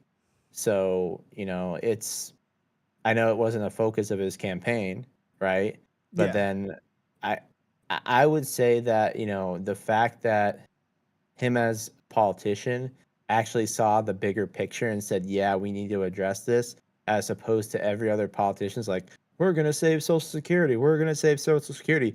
Well, you know what? Maybe a better strategy is just telling people, yeah, we're going to save Social Security, but it's going to be in a different form, as opposed to, no, we're going to do dude, that doesn't work either, man. That doesn't work either, bro. It's going to be in a different form. People are going to chimp out, dude. I promise you, it's just not going to work. Let me see. Friedrich Marx, he's a sales pitch for Passport Bros. Well, he didn't need a passport to meet that lovely lady of his. And by the way, like, super pretty. And by the way, if all the fucking like not ortho, but like the dissident bros, his kids are white, if that fucking matters. And again, it doesn't, dude. Only fucking, like, again, in real life, no one talks about that shit, and nobody fucking cares. And dude, they just look so fucking ridiculous, man. Like, like Stu Peters, like, come on, dude, what's going on there, man? I again, like, I just do my own thing. That's why I don't really want to be a part of any of these groups anymore. And like I said, I apologize for that fucking debate, you guys. It sucked, but held my own. That's all that matters. Yeah, fuck him. No, I'm kidding. Pisco, you're always welcome to come hang out on the show, and we can talk about all this stuff. But we're not gonna fucking debate because pointless. It's fucking pointless, dude. I was reading the chat because it was going really quickly, and there were people just like, "You're wrong no matter what, and we'll go nowhere until you admit that it's a fucking insurrection." I'm like, well, dude, you guys are fucking mobbing me, like fucking Antifa, you know, doing like a struggle session in like digital form. Well, it's fucking weird, bro. It's weird to be on the receiving end of that. Dude, if you would have asked him, okay, were they in violation of that U.S. code, whatever it was that I linked last night when we were talking after the I fact. should have asked him if the one that he linked to, because I don't think anybody was. No, but anyways, no one... let's see. Hold on one second. Let me read some of these chats. I wonder what would happen if every time the Korean started a fight on Twitter, the person he is fighting received that CP defense hide video. Oh, I'm gonna go grab a beer. I'll be right back. Yeah, go for it, dude. I wish I had one.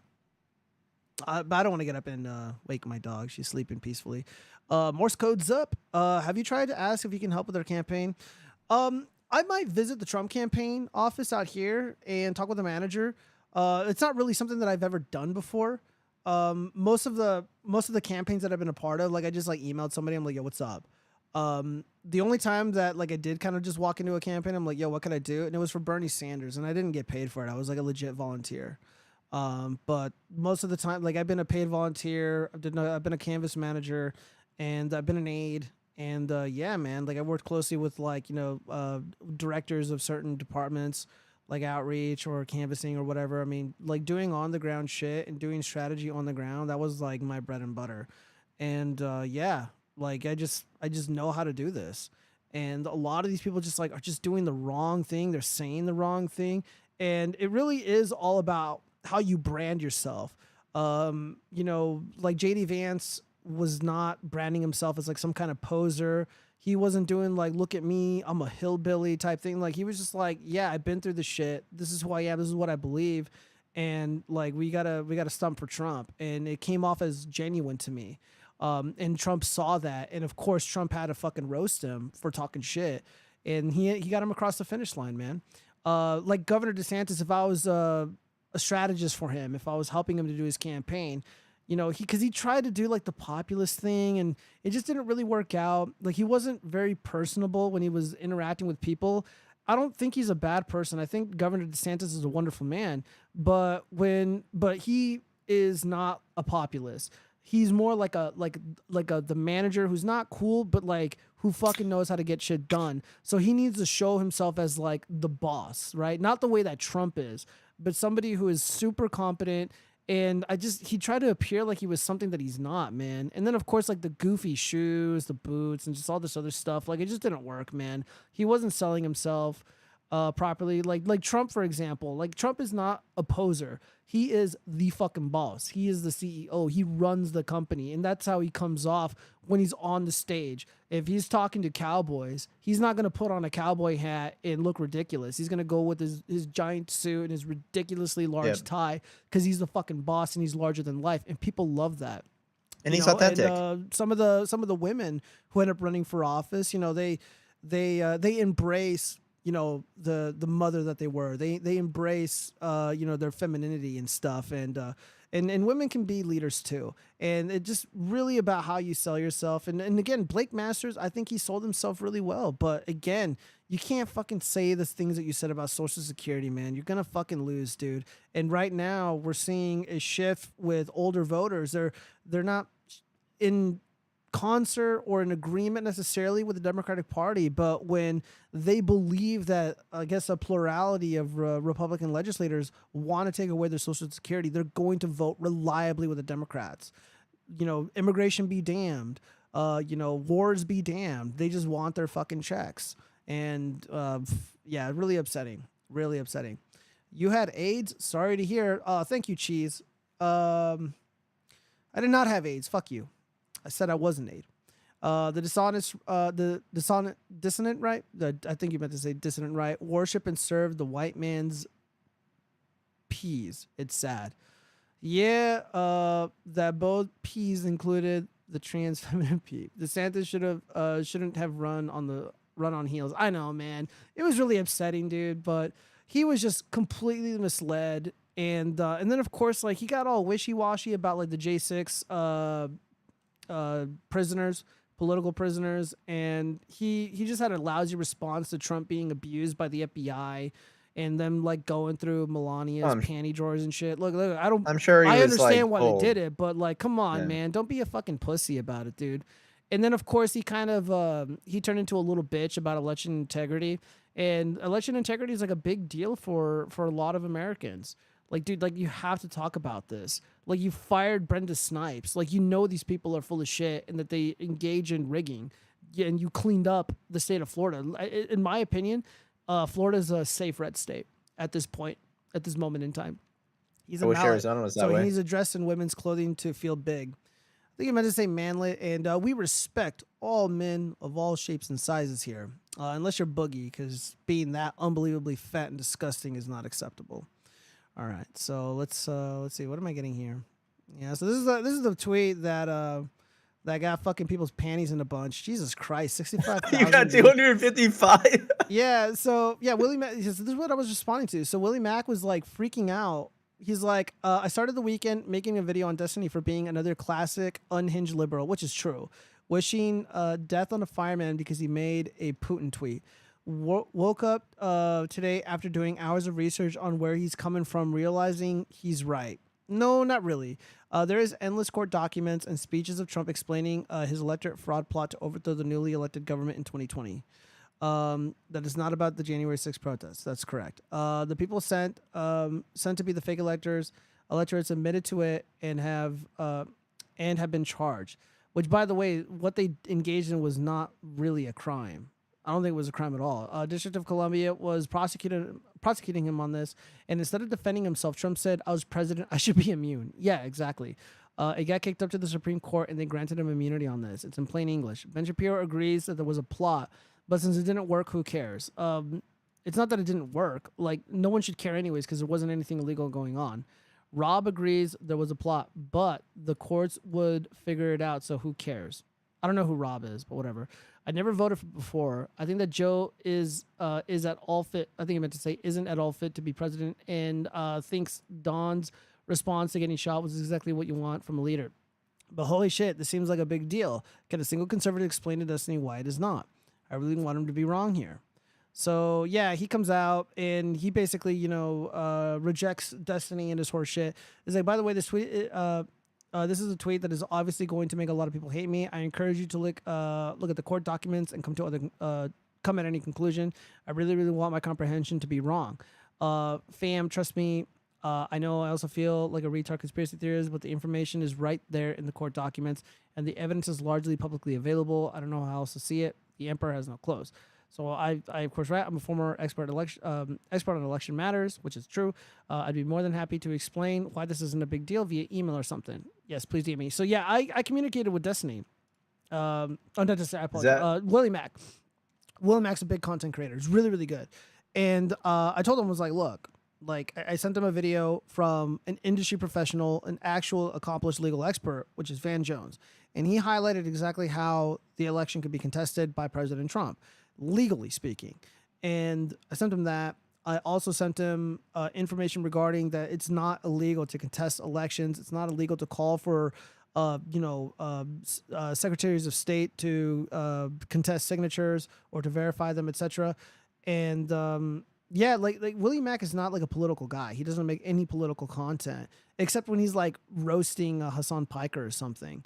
And yeah, so like I was. It was a very long email. I'm not gonna publish it. I'm not gonna go through my my DMs with him. I'm just saying what I sent him, and I'm hoping that he comes to the right conclusion. And it was very scholarly. I was just letting him know. It's like, look, there's irregularities with the election, and he has every right to contest them. Plain and simple. Some people don't like that, but again, I don't believe he did anything wrong. And finally, the Supreme Court is coming out and stumping for Trump. All I know is Destiny was in the cuck chair. Yeah, he was in the cuck chair. Yeah, by the way, Just crazy unhinged nonsense from people like Sam Harris. Look at this shit. But Osama bin Laden is, as a person, is far more understandable to me and far less reprehensible personally, psychologically, than Trump. And I think the way people, and this is just a guess. Yeah, you gotta, let's bring down the temper, dude. Is Sam Harris on Twitter? Yeah, let's see if this retard's back.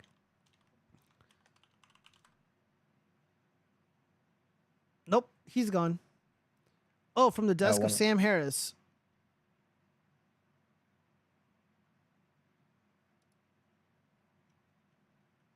Wait, did he write this? Oh, I'm not gonna read all that shit. It's probably like the violence is horrible, but Orange Man worse. Yeah, it was a cage, not a chair, self-admitted. Yeah, I was like telling people, like, dude, I just don't fucking respect Destiny, man.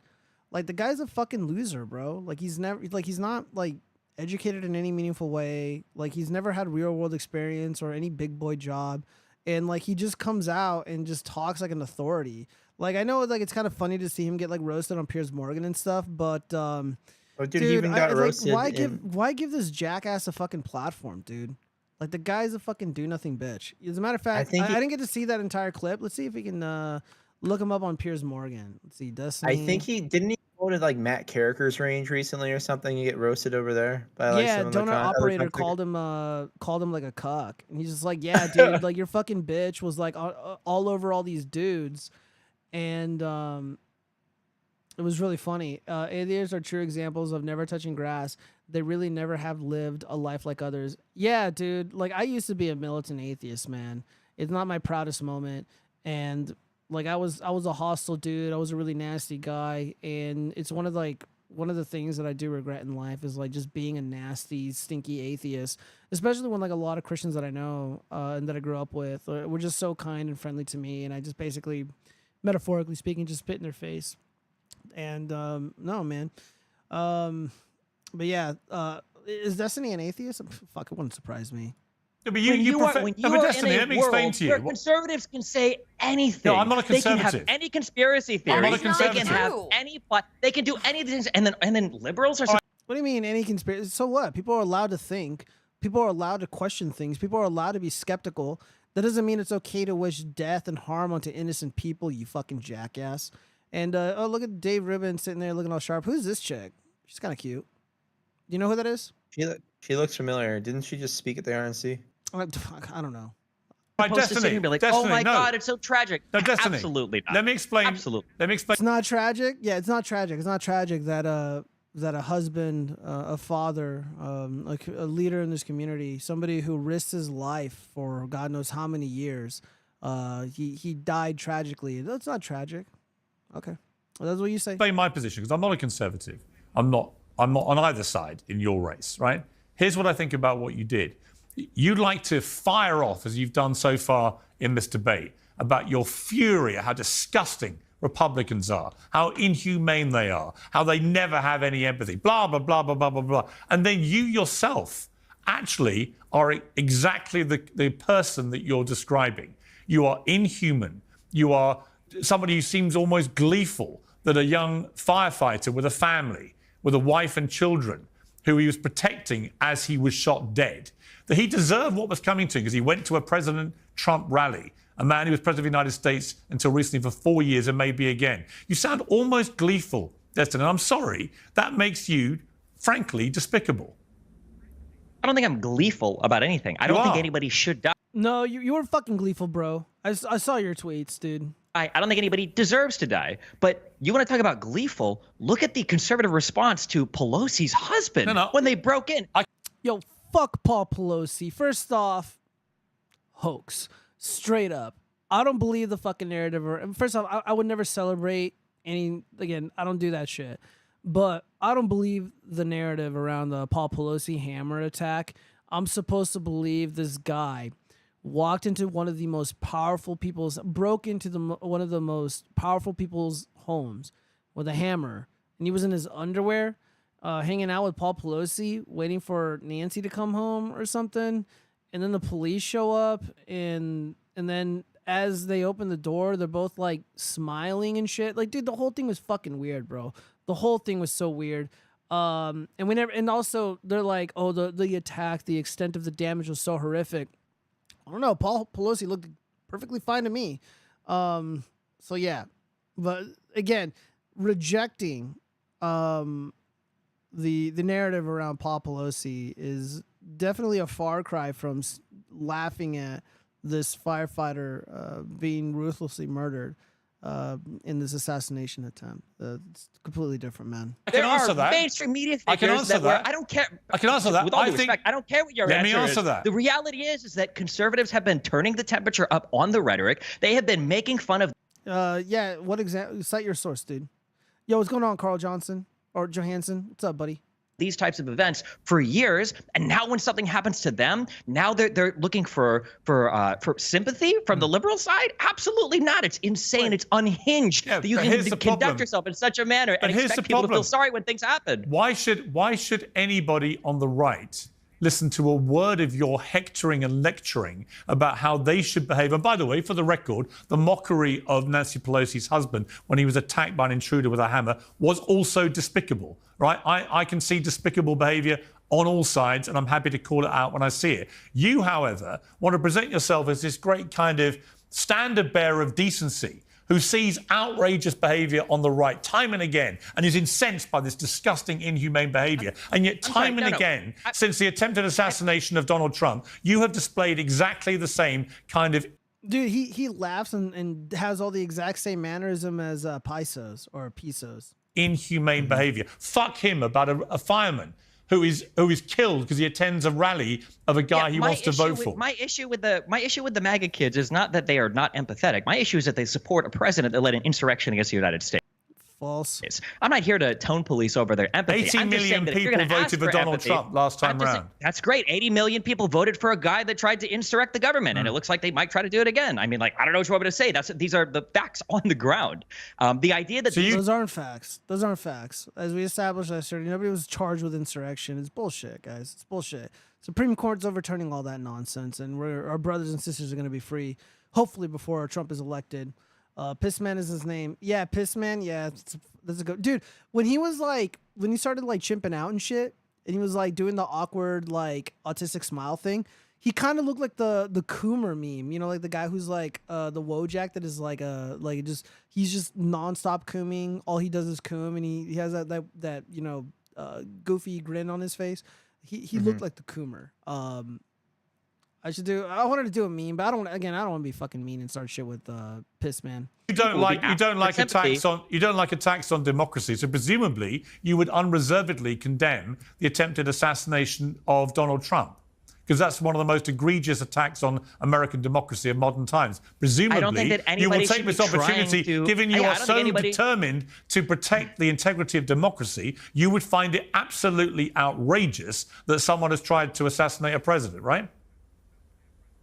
If the other conservatives on this show want to say that it was absolutely outrageous that Donald Trump attempted to coup the government, then maybe I would. Yeah, no, I'm not going to get on my knees and beg for forgiveness or show sympathy to conservatives. I'm not asking for that. I'm asking you to condemn what happened as an egregious attack on democracy. Can you do that? No, I won't. I won't. You can't do that. You see, so why the hell, frankly, Destiny, absolutely not. Why the hell should we listen to a word you have to say about... Why do you think conservatives haven't been listening to a word that liberals have said about anything for 8 years? Yeah, because you guys are fucking liars. You guys lied and rigged the election of 2020. You guys continuously lie and perpetrate fake hate crimes against us, like tons, like many, maybe more than 100. International news. Jussie Smollett, international news. Althea Bernstein, international news.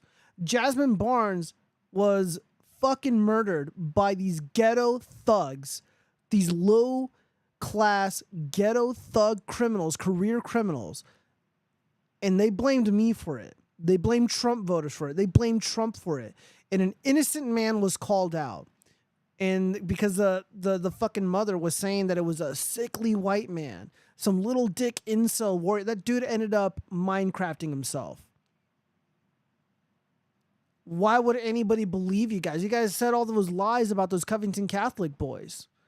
You guys wanted to do all these awful things to them. You guys lied about Kyle Rittenhouse. Even to this day, fucking the Young Turks. The media is saying that he hunted down Magic Americans. And again, it's like, oh, these conservatives won't listen to us. Because you're a fucking cuck, dude. And you're a fucking liar. You're pathetic, dude. You have zero real world experience in anything. You're a gamer, bro, and that is it. No one should be listening to you. And Piers Morgan never should have invited this jackass on this program at any point in time. No one should take him seriously. He's a fucking loser. Like, why would anybody listen to him? Look at it. He can't even apologize for his reprehensible behavior, which, by the way, isn't a mistake. Maybe kudos to him, clinging on to that that horrific position. Hold on, let me read some of these comments. Let me see. Slept all day, crawling around under my hood, leveling and bracing the foundation. It's such miserable work. You can't even pay people to do it. Time to YouTube and drink. Carl Johansson, hang in there, man. Hang in there, man. Hopefully you're feeling better. Friedrich Marx, let's see. Bro, have you ever actually seen Pissman get owned by his tiny man master in legal matters? Or how every time he has a legal take, he is always wrong? I don't think he's a practicing lawyer. He might not be. I don't know. I just take him at his word, dude. Like, I'm such a nice guy. He's like, oh, yeah, I'm a lawyer. I'm like, okay, cool. I take his word for it. I don't really know. I've never met the guy prior to yesterday. I've never talked with him. I didn't even know he existed. I've never seen his content. And again, if this dude is a lawyer, I'm not impressed. Like, I know, like, real fucking lawyers, like Robert Barnes and fucking Bronca and just quite a few others out here, like actual legal minds, like bright legal minds. And what I saw yesterday was not impressive. Like, again, I wouldn't trust that guy to handle a fucking parking ticket. Like, the guy was like chimping out and, just getting really frustrated. Like, imagine you're like depending on this guy to like help you out in some case, and he starts like freaking out the way that he did. Especially like when I'm asking him really, really simple questions, like, dude, like, there's something wrong with you. And again, like, all he's doing is just like literally just emulating Destiny's mannerisms, his style of debate. It's like, why? Just be your own person, be your own fucking man. Don't try to be something that you're not. And by the way, Joe, you needed to restream on Discord because your Discord glitched. Oh shit, you're right. It did. Hold on, guys. Let me get this window preview up again.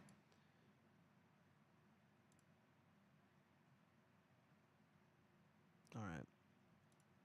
Whoops. Yeah, Destiny's an asshole. I mean, I'm just gonna flat out say it. Oh yeah, that's a nice way to put it. All right, there you go. You should be able to see me again. I apologize. Yep, I can see it. All right.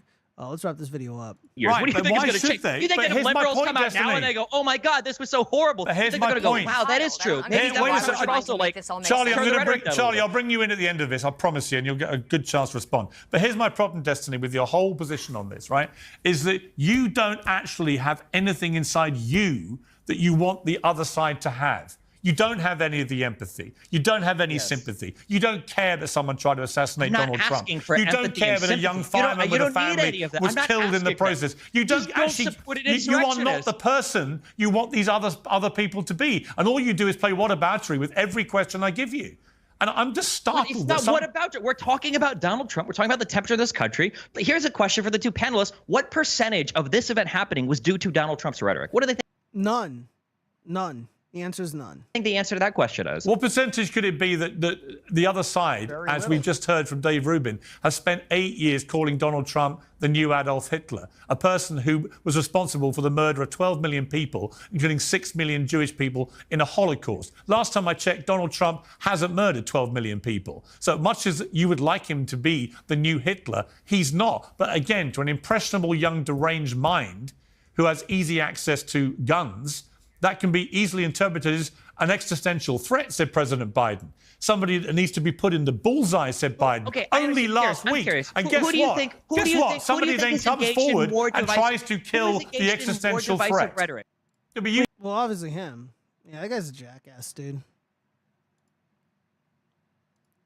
Unbelievable. Let's see. Do I have anything good bookmarked before we get into like the 304 stuff? No. It's just more footage. I don't want to go through this shit again. I don't want to go over the shooting stuff. Like, it's just, Again, I'll just wait till more stuff comes out, but everything that's coming out is not good. Let's see. Yeah, let me Secret see Service if he's blocked me. really yet. fucked up. Oh nope, he hasn't blocked me. Oh, you get added to the list eventually. Yeah, I will. All right, we gotta get into the pop culture shit. Finally. Yeah, there's enough politics. Hold on, who the fuck is messaging me? That was me. Oh, okay. Telling Never you. mind. Shit crash. All right, let's see what's going on here with the kids. Let's see. Ian Miles Strong puts these kids give me hope for the future. Okay.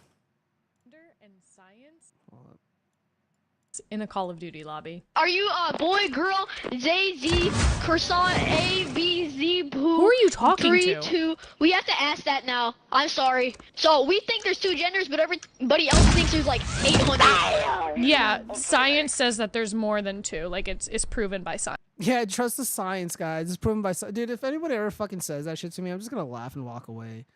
I'm like, oh, dude, you think the moon landing happened? Like, yeah, dude, science. Like, come on. Okay, whatever. Science. Bro, there's more than 2 genders. It's proven by science. Oh my god. Oh my god. Oh my god. Oh my god. I didn't study in the College of Wokeism. With Me all neither. you blue-haired liberal. My hair's red. Alexa, how many genders are there? Obvious. Yeah! Yeah! Yeah! I told you so! I told you so! Yeah! Are you okay? Alexa, how many genders are there? The 2 categories of the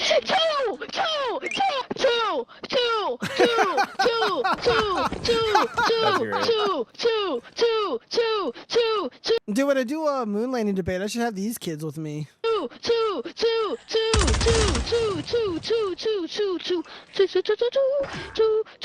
guy's not okay. Dude, I'm gonna reinstall Call of Duty, bro. This shit's so fucking funny. Shut up. Damn, these On kids. TikTok a lot. Very closely related. Your sex is what you're determined Yeah, as they are from very birth. closely related, And just like your gender parents is who obviously you were. are. He doesn't know I what she's stated talking about at facts. this time. No, She's a lesbian. I am a I lesbian. didn't say Yes, anything. that's why I pick your mom. Yeah, that's cheerleader girl. I follow her on Twitter because she's just constantly getting ratioed and mocked. It's so fucking funny. Oh my goodness. All right, so yeah, Tenacious D got canceled, which is I did great. see that. Dude, I'm gonna be honest with you guys. Like in the audience, in the chat, what the fuck is so good about Tenacious? I always thought Tenacious D sucked. I never thought any of their shit was funny or good. All I see is 2 fucking fat guys on a stage just farting all over the place, stinking up the concert hall. Gio, Like these you can't fucking kill the fat metal. giggly guys. Like, is this what people like? Is this like what boomer rock? This is Reddit rock. Here, let's The metal see will what live happened on. here.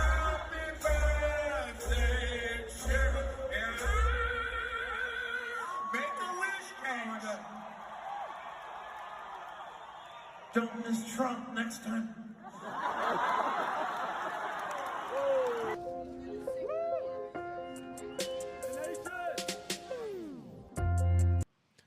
This was bandmate Kyle Glass who said that. Not Jack Black. Extremely poor taste, nonetheless. Okay. That was a tweet from Dante the Don. Annie O'Brien says shameful. Sure it was.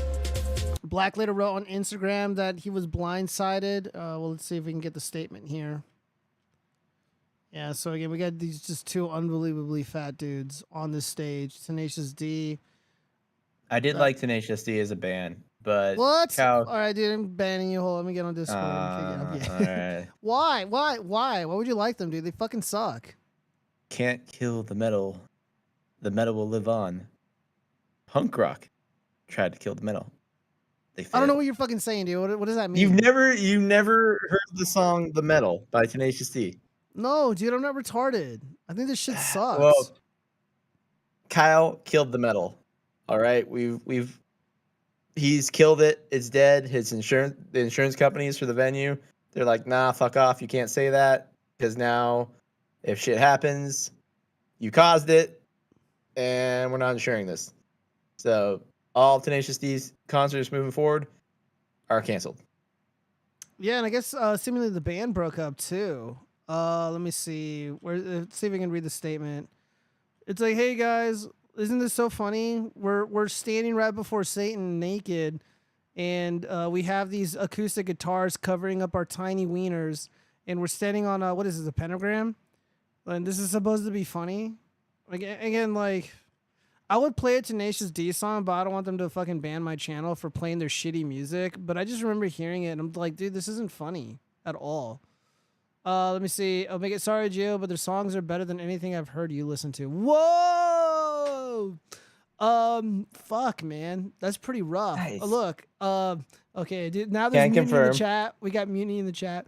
I like Jack Mutiny Black is and your Kung guest. Fu Pandy, but Panda, but I don't know about the other weirdo. I think the other guy's just a musician. I could be wrong. They look like they have the AIDS. I don't know. They might. Where could I find the science I need to ask them zero question? They were cringe though, always. I mean, I don't know, dude. Like, Jack Black was like a decent actor, you know. Never really thought too much about him. I didn't really know what his politics were until like he came out and like enthusiastically endorsed Joe Biden, which is, I guess, whatever. I don't really listen to celebrities. I just really don't like their music. I just think their music fucking sucks, dude. Like, I don't know what to tell you. Like, I think it's fucking bad. I don't think it's funny.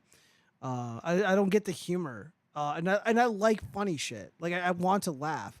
So yeah, this is a good thing. Again, we need more of this. We need to give all these celebrities this type of treatment.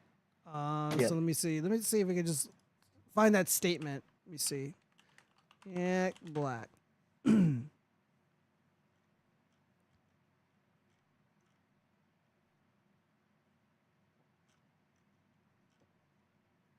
God, dude, he's just so fucking ridiculous, man. Welcome to today's. The post millennial washed up former star Jack Black appears at a Biden fundraiser because democracy has a stake. He says, "My president needs me," while wearing a Dork Brandon shirt and American flag overalls. Disgusting. Let's see the actual Kyle Gass. Yeah, he's gassy, all right. The line I improvised on stage Sunday night in Sydney was highly inappropriate, dangerous, and a terrible mistake. There we go with that word mistake again. Like you know, stepping on my beautiful dog's tail. That would be a mistake because I would never ever hurt an animal like at all. It makes me sick. If I stepped on her little paw, stepped on her tail, that is a mistake. Dude, you wanted to fucking say this. You would be stoked if President Trump was unalived. Yeah. So he says he made a mistake. It's definitely. I don't condone. Well, let me just finish reading this. I don't condone violence of any kind in any form against anyone. I don't believe you. What happened was a tragedy, and I am incredibly sorry for my severe lack of judgment. I profoundly apologize to those I've let down and truly regret any pain I've caused. All right. So from a scale from 1 to 10, is this a good apology, Spencer? Yes or no? Go. No, not really. Why not? What's wrong with it?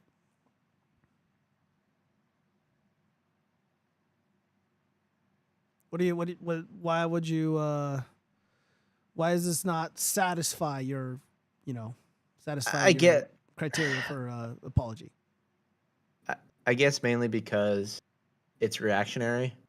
There's no actual, like, you have to prove it, show an act of good faith type deal versus just, I said something that I might, lose my career over. Let me just quickly apologize. We don't know if he actually means it or not. I mean, I'm sure he's sorry that he made the comment, but is he sorry that he actually said it in the first place?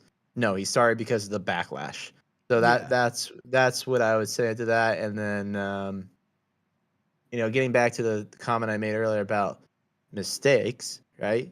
He clearly made a mistake. Can he redeem himself in the future? Time will tell. But to lack of a better word, he effed up. And now he's going to have to suffer the consequences. Yeah. All right, hold on one second. Why no chat? Hojo Potatoes. I am streaming on dlive, Kick, YouTube. I'm all over the place. So when I'm responding to the chat, there's like a bunch of chats that I'm responding to. What do you think of Trump replacing Barr with an environmental lawyer who claimed he would call the election illegal as AG? What do you mean, Nick Burgeon? Be more specific. I think it's stupid for people to freak out. Let's see, Carl Johansson writes, I think it's stupid for people to freak out over a joke. I hate pearl clutching, especially from people who claim to be free speech and anti-cancel culture. Why does he need to apologize? Well, he doesn't. He doesn't need to apologize. That's perfectly understandable. Again, I'm not like I fucking hate Tenacious D. I hate Jack Black. I don't know who Kyle Glass is, but I guess fuck him. But we're in the middle of a culture war, and we are on the brink of witnessing and experiencing and being a part of a civilization changing event, which is the election of 2024. And just a few days ago, as of doing this stream, doing this podcast with my co-host here, Spencer, President Trump survived an assassination attempt on his life. Like, he was shot in the head. And him surviving is a civilization changing event. If he were to have passed away, that would be a civilization changing event. And the people that are celebrating this, that are going along with all this and, cheering it on, whatever, these people have gladly called for individuals like myself to be censored, to be punished for lawful speech. They want to go after us for posting pictures of frogs or whatever. And, they were very gleeful at the fact that we were getting kicked off of these platforms for saying that the election of 2020 was bullshit. And they're getting a dose of their own medicine.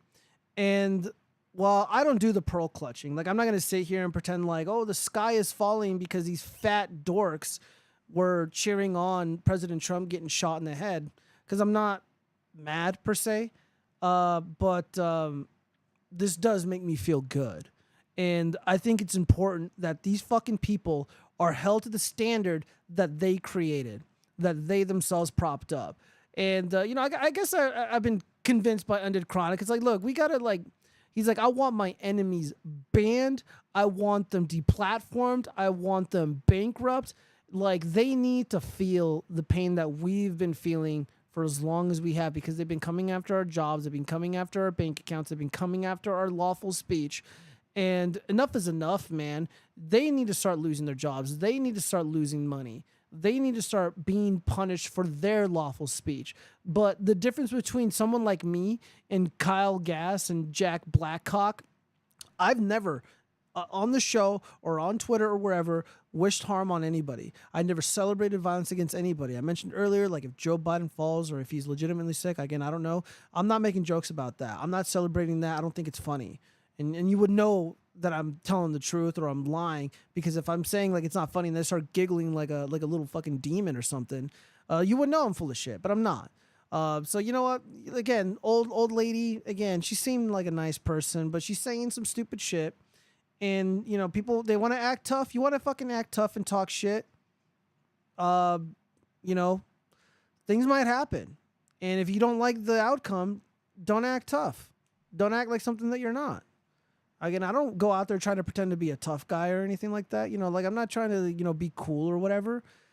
And I do genuinely try to live by my principles. When I'm on this platform, I'm talking to people about politics, real world events, and other serious stuff. Like, I need to be as truthful as possible. I need to be fucking genuine, because people are going to see through people's fakery and shit. And, yeah, man, I'm not for the violent stuff, man. I'm really not. They got to be held accountable, man. Like I said, I still got to stick up my ass about what they did to those Catholic boys, what they did to Kyle Rittenhouse, what they did to all of us with their fake hate crime hoaxes, which I really, really, really want to do a really fun fake crime series with the puppets and stuff, and I think it's going to be a lot of fun and educational too. It's going to be real. It's going to be fact checked. Fucking sources in the description. Let me read some of these comments here. The past 10 years of were civilization changing events, from #MeToo to LGBTQ. Yeah, probably, man. Let's see. At the watchfrogs, because he said he'd declare the election legal. Wait, hold. What'd you say? He tried to replace A.G. Barr with a totally unqualified lawyer, Jeffrey Clark, because he said he'd declare the election legal. Yeah, well, dude, Bill Barr didn't do shit to investigate illegality in the 2020 election. He just sat on his, he just sat on his ass and did absolutely nothing. Bill Barr was totally fucking useless. And the funny thing was about Bill Barr's appointment to that office, when George Bush Sr. passed away, President Trump was talking with the Bush family, and they're just like, he's like, hey man, my condolences. It sucks losing a family member. Obviously, Trump knows what that's like, and as a favor, Bush suggested, George W. Bush, former President Bush, suggested to hire William Barr. So for whatever reason, again, this is just Trump being dumb. He was dumb to appoint this guy, this neocon stooge. Yeah, hire the the environmental lawyer. Hire anybody who's actually going to do their job. That would have been the right thing to do. Let's see. The passing years were civilization. Yeah, I read that already. I don't think any of those things. It's just obvious Trump is a traitor. No, I don't believe that's accurate. The internet changed civilization and social media also. That is true. I like it. I like being the bad guy. I don't want them. Hold on. Damn it, the chat's moving. I like it. I like being the bad guy. I don't want them to moderate their rhetoric. Their side is weak, but because they're snowflakes. The same will happen to us if we continue in this vein. Dude, it's already happening to us, though. Harm is bad. It's bad that Trump tried to overthrow the government. But so did Maxine Waters then, if you're going to use the same standard, by saying go out and get their faces, all that kind of stuff. You're talking about the alleged same... I mean, well, the Democrats are doing it worse. But if you're saying that by Trump saying fight or words to that effect, that's wanting to overthrow the government... You have a high bar to reach, bro. You have a high freaking bar to reach. That is not telling people to go overthrow the government by these other people, these other politicians going out and saying, go basically attack these people. You sure you're comparing these the same? Wait. It's not even just that, but like if we're just referencing Nick's comment here, after the 2016 election, there were multiple people calling for alternative electors to show up to Washington to reject the certification of Trump. There was a former congresswoman, I forget her name, congresswoman in from Texas, Sheila Jackson Lee. She was saying that she was trying to petition Biden to not certify the election in 2016. So guys, this has happened before, like recently, and none of these people were tried or convicted or were called traitors or any of this stuff. Like again. They have a right to not certify it if they don't want to. They have a right to reject whatever electors that they didn't want. Alternative electors, people wanted to summon them. There were people on Twitter literally demanding a new set of electors, a new slate of electors, to show up to fucking reject the Trump victory in 2016. Obviously, it didn't happen, and Joe Biden did the right thing. But even if he didn't, even if he didn't go through with it, the states would just end up voting for the President Trump, and he would have won anyways. And it all would have been kosher. It all would have been legal. It would have pissed us off, but that's how it is. Let's see. People say stupid shit all the time. Just look at Putin or Kim Jong-un. They're ready to nuke the world. No, that's not true. Every day people say, "I'll end you." Let's talk, but most is meaningless. Why take things so seriously now? It's no different. Some Republicans think Trump is chosen by God. Well, maybe he is, dude. Like, he was literally almost killed. And to address some of this other stuff, too, like, we got to take it serious because, like, again, we are really living through the times. President Trump nearly died. He was nearly murdered. And the assassin killed right in front someone of me. else. Well, not literally in front of me, but, like, I was watching it live as it was literally happening in real time, and it was heartbreaking to see, man. Like, it's not hee ha ha time anymore. Like, we can't just be like, oh, my pronouns and shit. Like, all that stuff was cringe to begin with, but like, it's time to get our serious faces on, and I think it's important to hold these people to account. The way that they held us to account for literally nothing. Most people were just canceled for like the dumbest shit ever. But these people are celebrating the death of this fireman. They're celebrating the violence that took place in Pennsylvania at that Trump rally. And I think it's important for them to just finally get a dose of their own medicine and chill the fuck out. And again, like I have this personal belief, like if you make credible threats of violence or you make death threats against people, like you should go to jail. Like I think Johnny Depp should go to jail for what he said about Trump. I think Madonna, the artist, the female singer lady, the old lady that she is now, I think she should go to jail.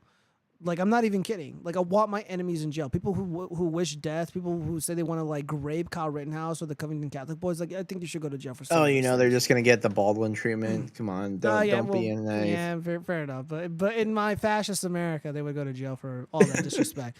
Many on Right to both jail sides right call away. others commies or fascists, etc. But deep down, they know it's all BS talk. I don't know, man. There's a lot of communists in our government. Yeah, Maxine Waters is bad. Oh, yeah, she's a pretty bad person. Let's see. Hojo Potatoes over on Twitch TV. I don't believe the hype. Public Enemy lyric. Let's see, Nick Burchin. That isn't what I. That isn't what I'm saying. That isn't why I'm saying Trump tried to overthrow the government. You need real-time fact-checking. I get it every point you say. Can I come on Discord? In a minute, because we're almost done here, Nick. Let me see. Is he in the chat? Can you check if he's in the Discord chat? I got my Discord working, by the way. Somewhat. You're still echoing on the actual live functionality on Discord, but Yeah.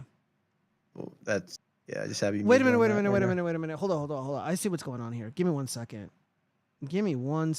I see exactly what is happening here. Oh, man. Dude, that's what I was like. It was weird. Like I know, freaking the Rodecaster has the feature where you can hear yourself in like real time, and it's like instantaneous. Whereas you're hearing yourself through Discord, and your brain just freaking disconnects. So I start pulling a Biden and start stuttering because I'm like I'm trying to get my words out. It's like I'm hearing myself. Hold on. Yeah, so I can imagine that's miserable for you. Let me see. I'm checking to see if there we go. Buddy's in the Try now. Discord. It should be now. It should be fixed. Mic check. Check. Oh. Testing 1 2. Testing 1 2. It is fixed. All right, chat. Let me know if my audio goes out. Okay, wait. Nick, chill out. In the description of the live stream that you're watching on YouTube, you should see the link to the Discord. Cringes people thinking God is there, yet there are full of hate and commit crimes. Those who take a vow till death do us part, yet they've been divorced twice and married 3 times. Don't believe in God or keep vows, aka promises, aka oaths, aka their commitments. Okay, whoa. I'm not trying to get into a theological debate here. Again, I don't try to force my religious beliefs on anybody at all. It's not really something I like to do. And I know you're referencing Trump. And again, like I don't believe he pretends to be like this Jesus type. It's very likely he had some kind of reawakening, because the Trump that we've seen at the RNC looks very lively, very upbeat. He's almost glowing. I was watching to the point where right before it was Trump Jr.'s daughter spoke, and then Trump Jr. was speaking, and then I signed off afterwards because I had to jump on a call. Yeah, but you could see Trump like watching from the stands, and when the Gold Star families were talking about what Trump had said and what Trump had done for them. Dude, you could tell Trump almost had like a tear in his eye because it was just like, the thing that I've heard from everyone who's had personal interaction with Trump is he is like, he's just a good person, right? The media paints him as this evil dude. He's the next Hitler or whatever. But like, he's super down to earth. Like, he will listen. He's helped many people.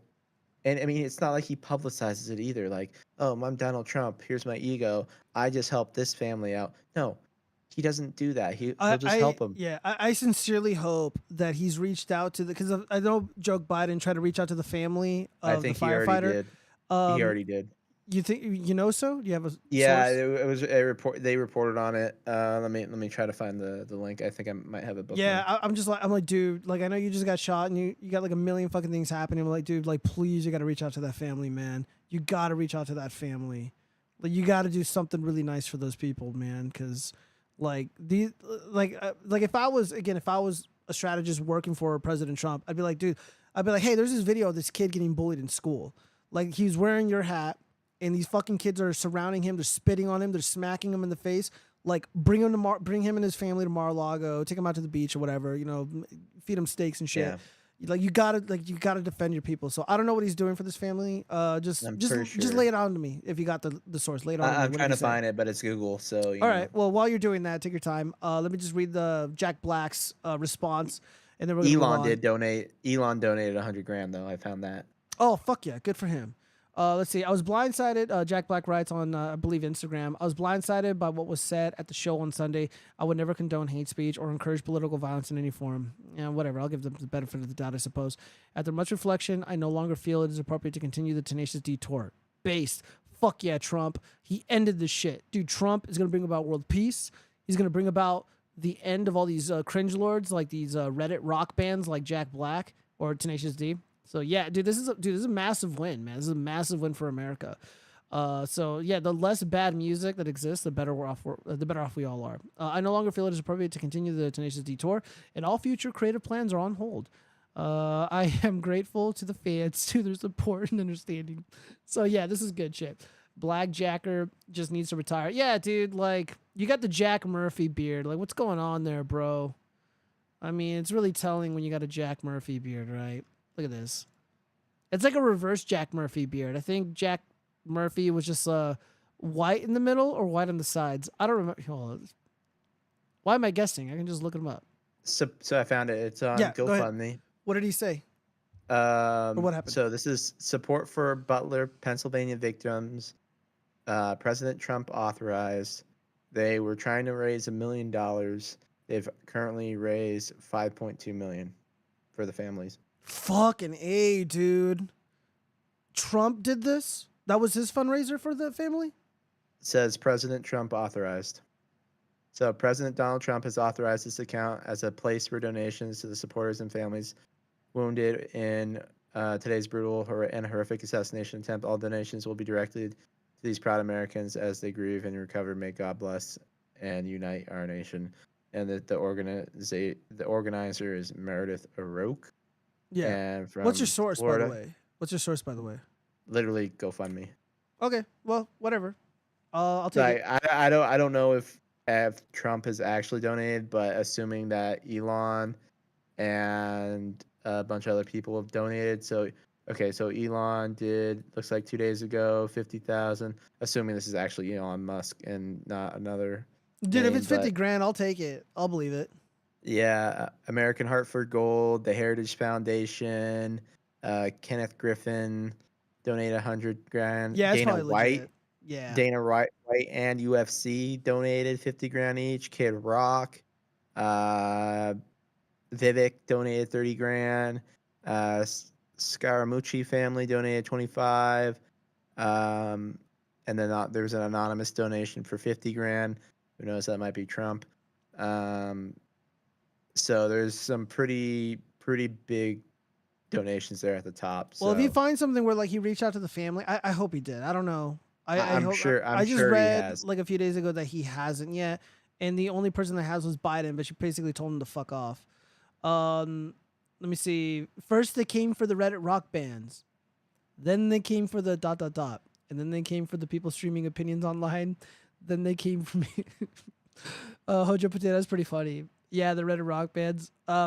Again, like the only way like I'm cool with all of this if like nobody's getting canceled. Like, yeah, you'll get like a mob of people bitching at you, but like if there's like no consequence for lawful speech, it should be applied to everybody. But that's just not the world we live in anymore, man.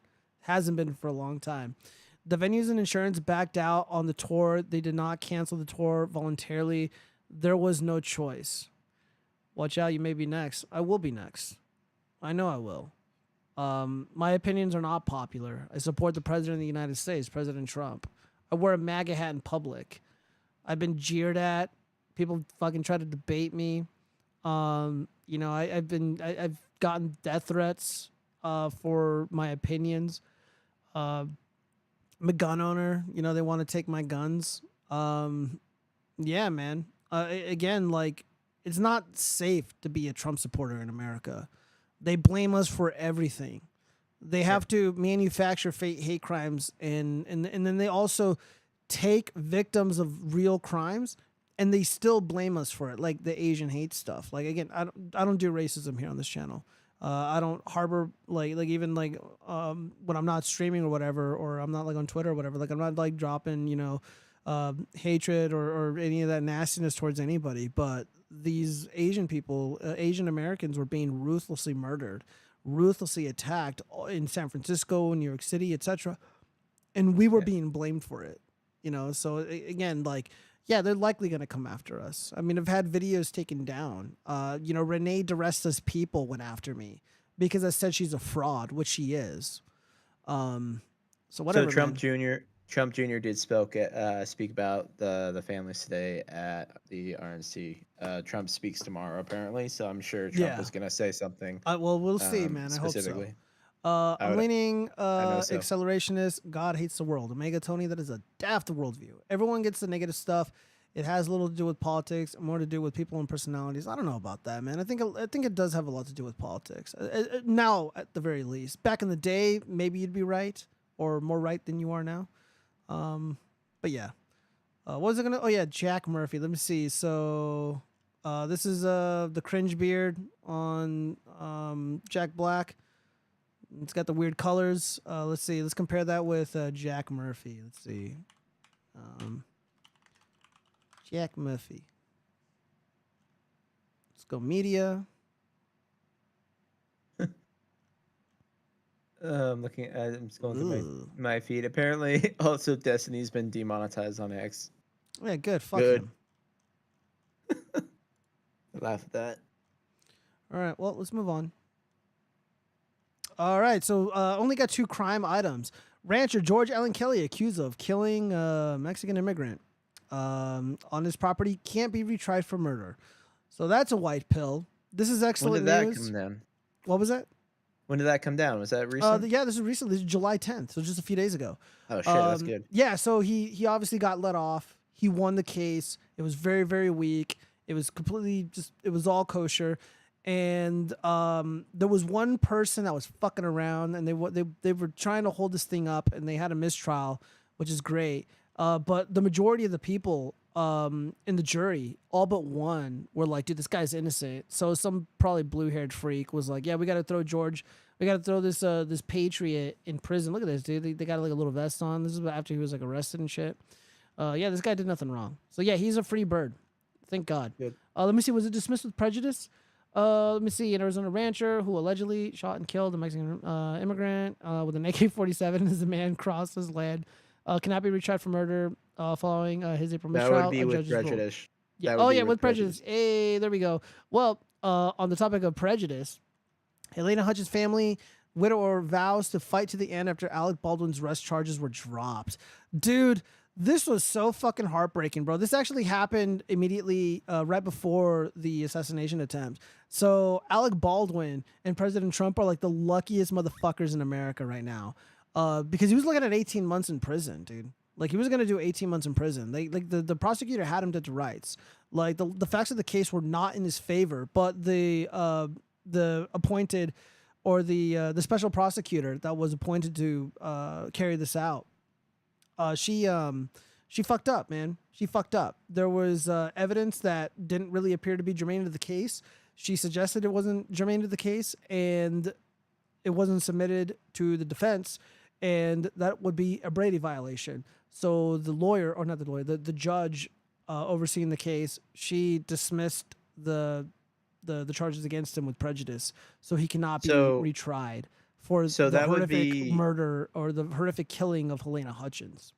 Would that be like a bar violation if she purposely withheld it? Well, she's saying, and she wanted it on record because she ended up taking the stand. She took the fucking stand, and she's suggesting no, she did not deliberately engage in misconduct on the trial. And the family's going to fight like hell to get justice for Helena Hutchins. I don't know what that's going to look like. From my understanding, the only person or the only group of people that can actually hold Alec Baldwin accountable would be the duly elected prosecutor's office, like the actual prosecutor, not the special prosecutor. So Karen Morrissey, the special prosecutor, she can't really do anything as far as I know. So the prosecution's office, it's an elected position.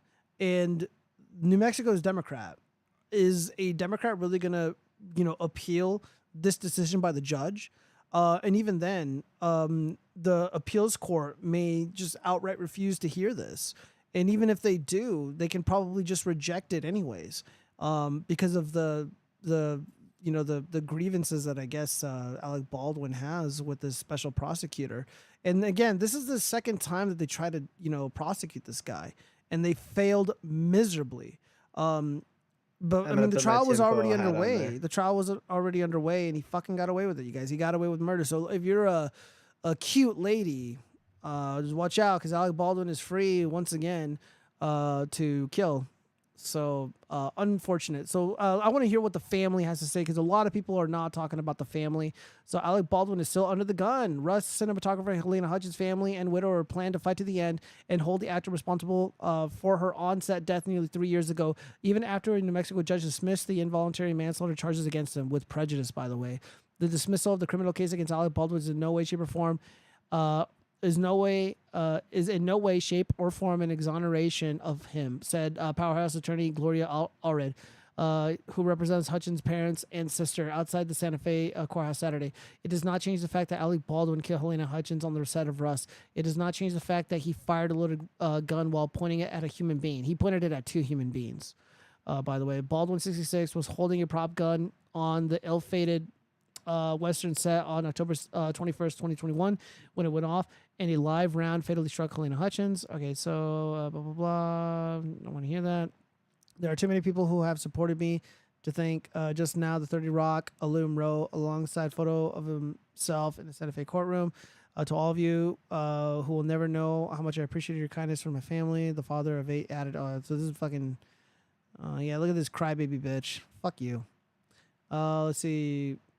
Allred, okay, so here's the lawyer again. Allred's scathing takedown came after Hutchins' widower, Matthew Hutchins, also vowed to hold Baldwin accountable for the tragedy. By the way, Baldwin tried to buy this dude off.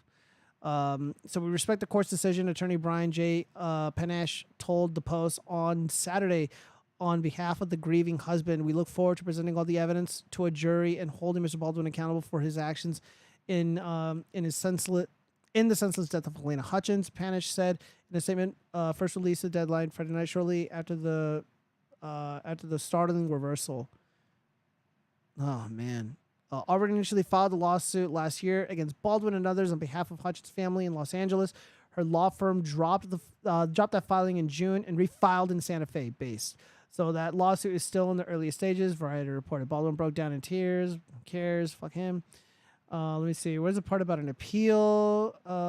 Matthew Hutchins previously settled a wrongful death suit with Baldwin for an undisclosed amount. Yeah, so there's the buy-off, which is what I was talking about. As part of the agreement, the widow has was credited as an executive producer on Rust, which eventually finished filming in May of 2023. Jesus Christ.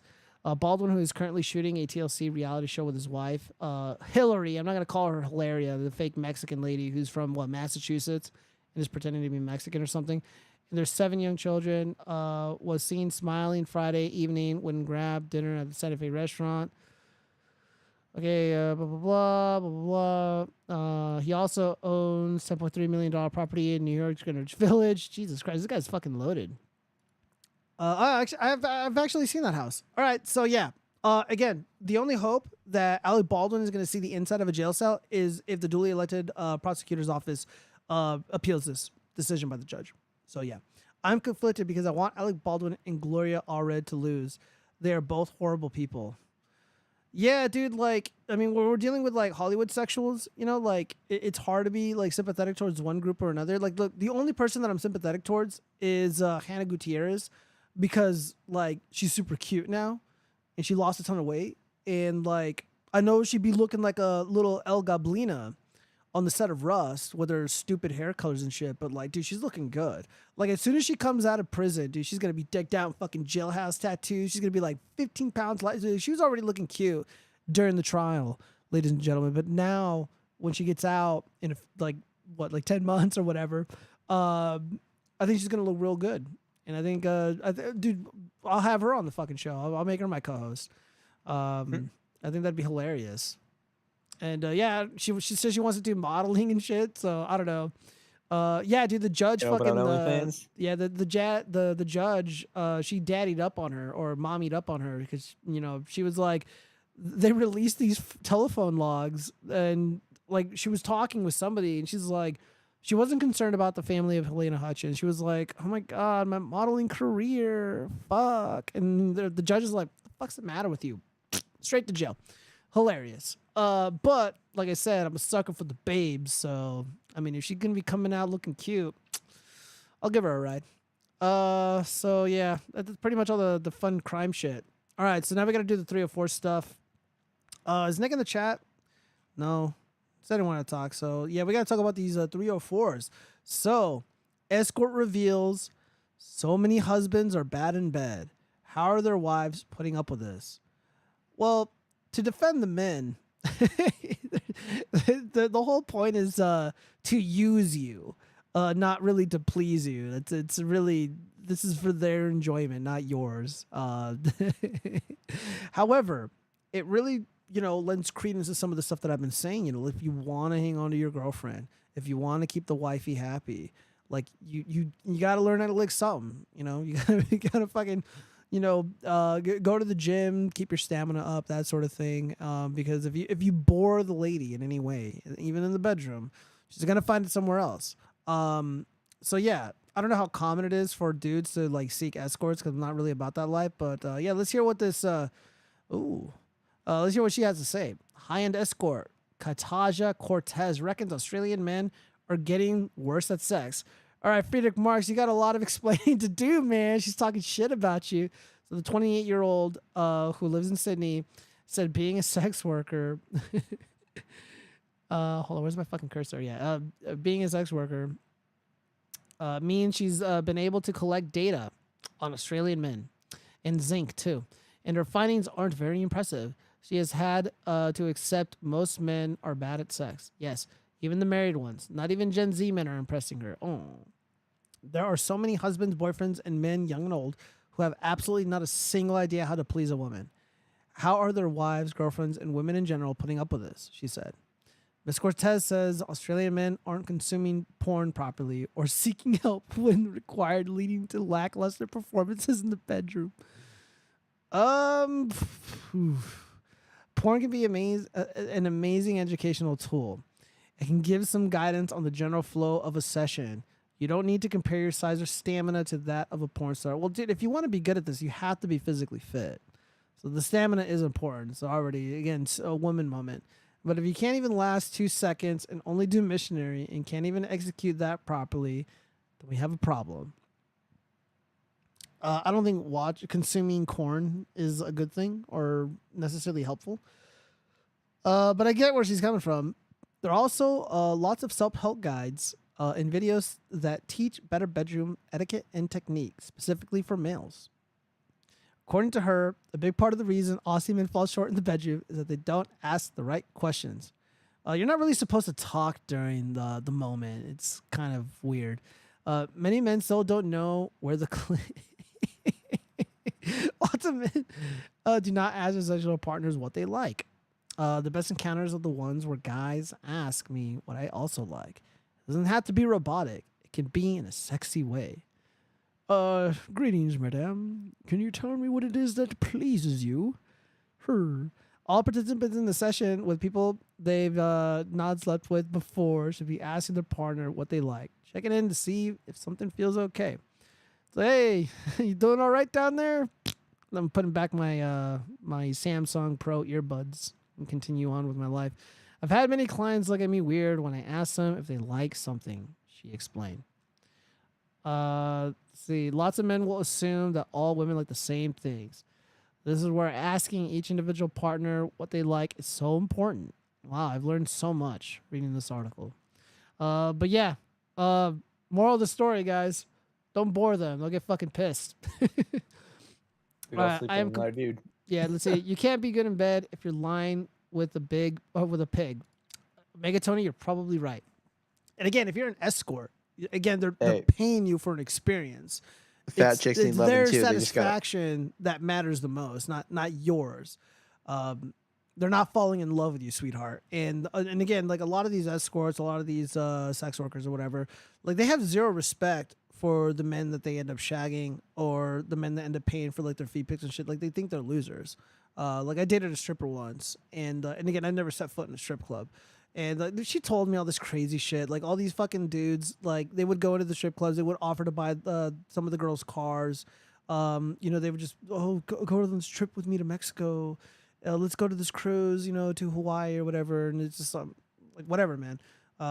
They all talk shit. So yeah, not surprising. The escort is living up to the stereotype. So if you think you're having an intimate moment, you think you're having a private moment just because you paid for it, no, they're probably going to talk shit behind your back. Yeah, so Gio, I'm kind of curious about this stripper now. I had another thought that I just lost. Hold that but thought. you I gotta talked read about- these. I gotta read these You're talking chats. about strippers. Yeah, give me 1 second. They are all 304s, bro. We don't care what they want. Exactly. And even if it wasn't like a sex worker, again, like a 304 out in the world, like a dude who's able to bag them, or like reliably, they're not really interested in your personal feelings or how you feel in any way. They're gonna get what they want, and whatever they want, once they get it and it's efficient, it fulfills whatever need that they have. Like, on to the next. You're right. Nobody cares. And again, it's coming from an escort, really. But again, if it matters to some, it should. If you're going to be in a serious relationship, do not bore the women. Horrible mistake. A bored wife is an angry wife. She'll do evil shit like cheat on you. Hey, if she enjoys the sex, she needs to give a discount. True. Some sort of rebate system. Yeah, that'd be pretty funny, right? She's doing the typical woman thing, lying, over dramatizing it. She's a typical Aussie 304. No man in his right mind would go down on a sex worker or care about performance. How can her research be legit? Well, first off, she's a woman, so her research is probably awful. Yeah, dude, going down on a sex worker, fucking no. Just thinking about that. You're gonna catch something. Definitely. Yeah, but most are single. They are just angry. Yeah, probably. I mean, I'm sure there's like a couple dudes who are like, oh, well, he's got a nice car. Maybe, his wife is not like fulfilling his needs or whatever. Maybe they're fighting. And yeah, and then they just reject her. You know what it is? Like, it's probably like she's being treated like a cum dumpster. And she can't really complain because they're paying her. But she wants to have her cake and eat it too. And it's just not going to happen. Do not live with women from the streets to the streets. Yeah. You don't want to bring strays home. Speaking of which. Okay, my dog's still sleeping. All right, let's move on. Oh, wait, what were you going to say about strippers? What were you going to say? Oh, yeah, to answer Omega's comment, or to just comment on that, fat chicks need loving too, but they got to pay. That's just the rules. They got to take me to Applebee's. All right.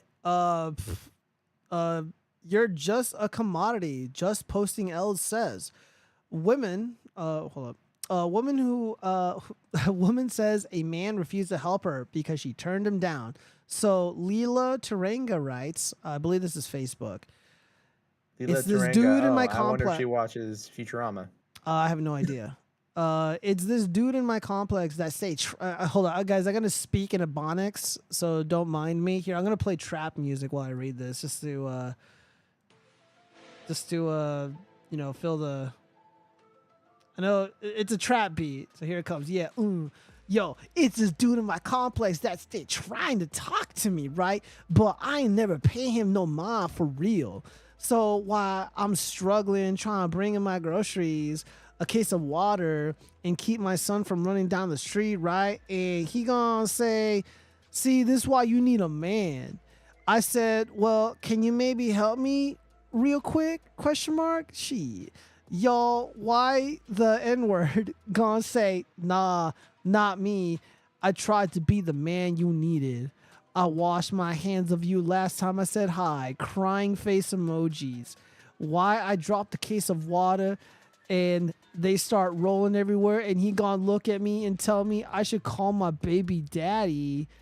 Crying emojis and visibly in distress emoji. Yeah, dude, that's the move, man. That's the right thing to do. Like, if you try to pursue a woman and you fail, all right, so don't be daft, don't be resentful. But when she's struggling and she needs something, take a hike. So he did the right thing. That's how I would have handled it. How would you have handled this situation, Spencer? Well, I wouldn't be in a situation like this in the first place. Very good. Very good. Whatever do you mean by that? Is this a troll? No, this is a real post. This is a real post from a real woman. No, dude, it's just having been with a needy bitch before. Oh yeah. That's a good one. I have things to look out for, and I will never get myself in that situation. Frederick Mars, my parents live in separate houses because women. They're still married. Really? I don't know about all that. Frederick Mars' parents are rolling in the dough. His dad bought a house for his mom, and just like, yeah, you can stay here. You can come over for dinner and do my laundry, but then you got to go sleep at your house. It's actually kind of funny. Excuse me, miss. I speak jive. It's good gif. Good gif. I like that. All right, we got to move on. Oh shit! Now I gotta play that. I gotta play that song again because we got hoax hate, guys. Before I dive into some bookmarks, I think I might have missed some stuff. All right, here we go. Yeah. Now we're about to step into the world of fakery. All right. Was this a fake hate crime? Was bigotry afoot? Is white supremacy to be blamed? Is Donald Blump responsible? Who knows? Yep. A black man got a job interview after he changed the name on his resume. Now he's suing for discrimination. All right, so this is what the individual looks like. Spencer, do you want to guess what his name is? I haven't read this article, so I don't know. Tyrone. So, yo, man, my name is Tyrone Banks, and I finna get this job or something. Shit, I don't know. Let's see if he has anything to say. Have you ever considered what people assume about you when they see your name, just your name? Well, Dwight Jackson did, and now he's suing a hotel in Detroit. I see, Dwight was applying for jobs. He says between January and April of this year, he applied to a few positions at the Shinola Hotel, but he didn't get a single call guy's back. Name? He's like, yo, his name is Dwight. Dwight. It's just Dwight. Dwight Jackson. I mean, I was expecting something like, ridiculous. Like Ahmed Arbery. That's a stupid fucking name. I don't know, man. There's a lot of stupid names, but Dwight Jackson, All right, well, let's hear him out. Back. And then he said, well, wait a minute, let me see something real quick. In April, he applied again, but this time he made a change to his resume, his name. Instead of Dwight Jackson, he became John Jabrowski. And within days, the phone started ringing.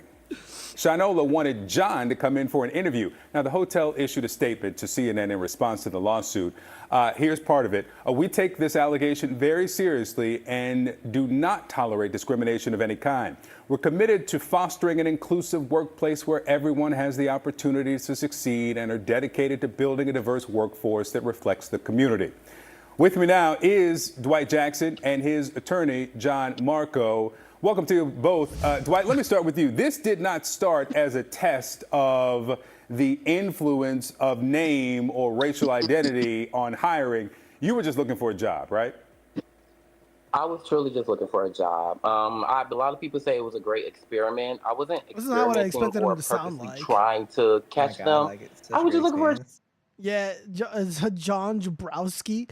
He became a Jewish last name and got an interview. I support this man. Look, man, you got to game the system. You got to game the system, man. Bro's got to eat, So I feel for him. And it seems like the hotel is accepting responsibility for what transpired. So this might be a legitimate case of hate.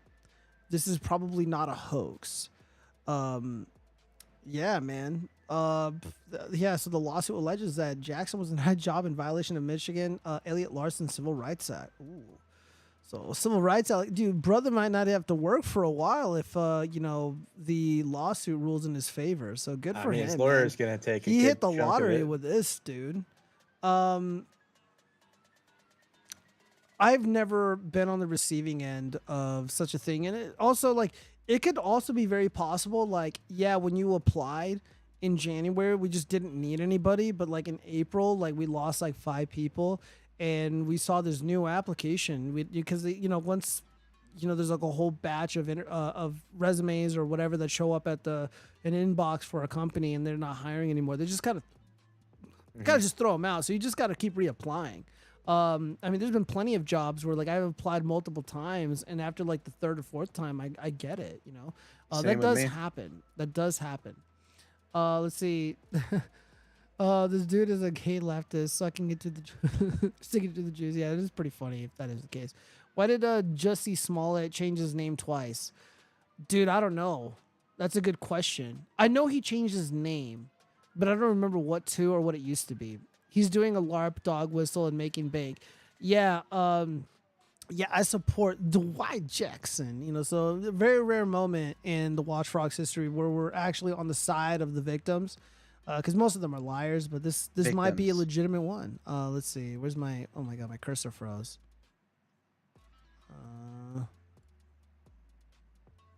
All right. So, well, I gotta close out of that. My browser was bugging out.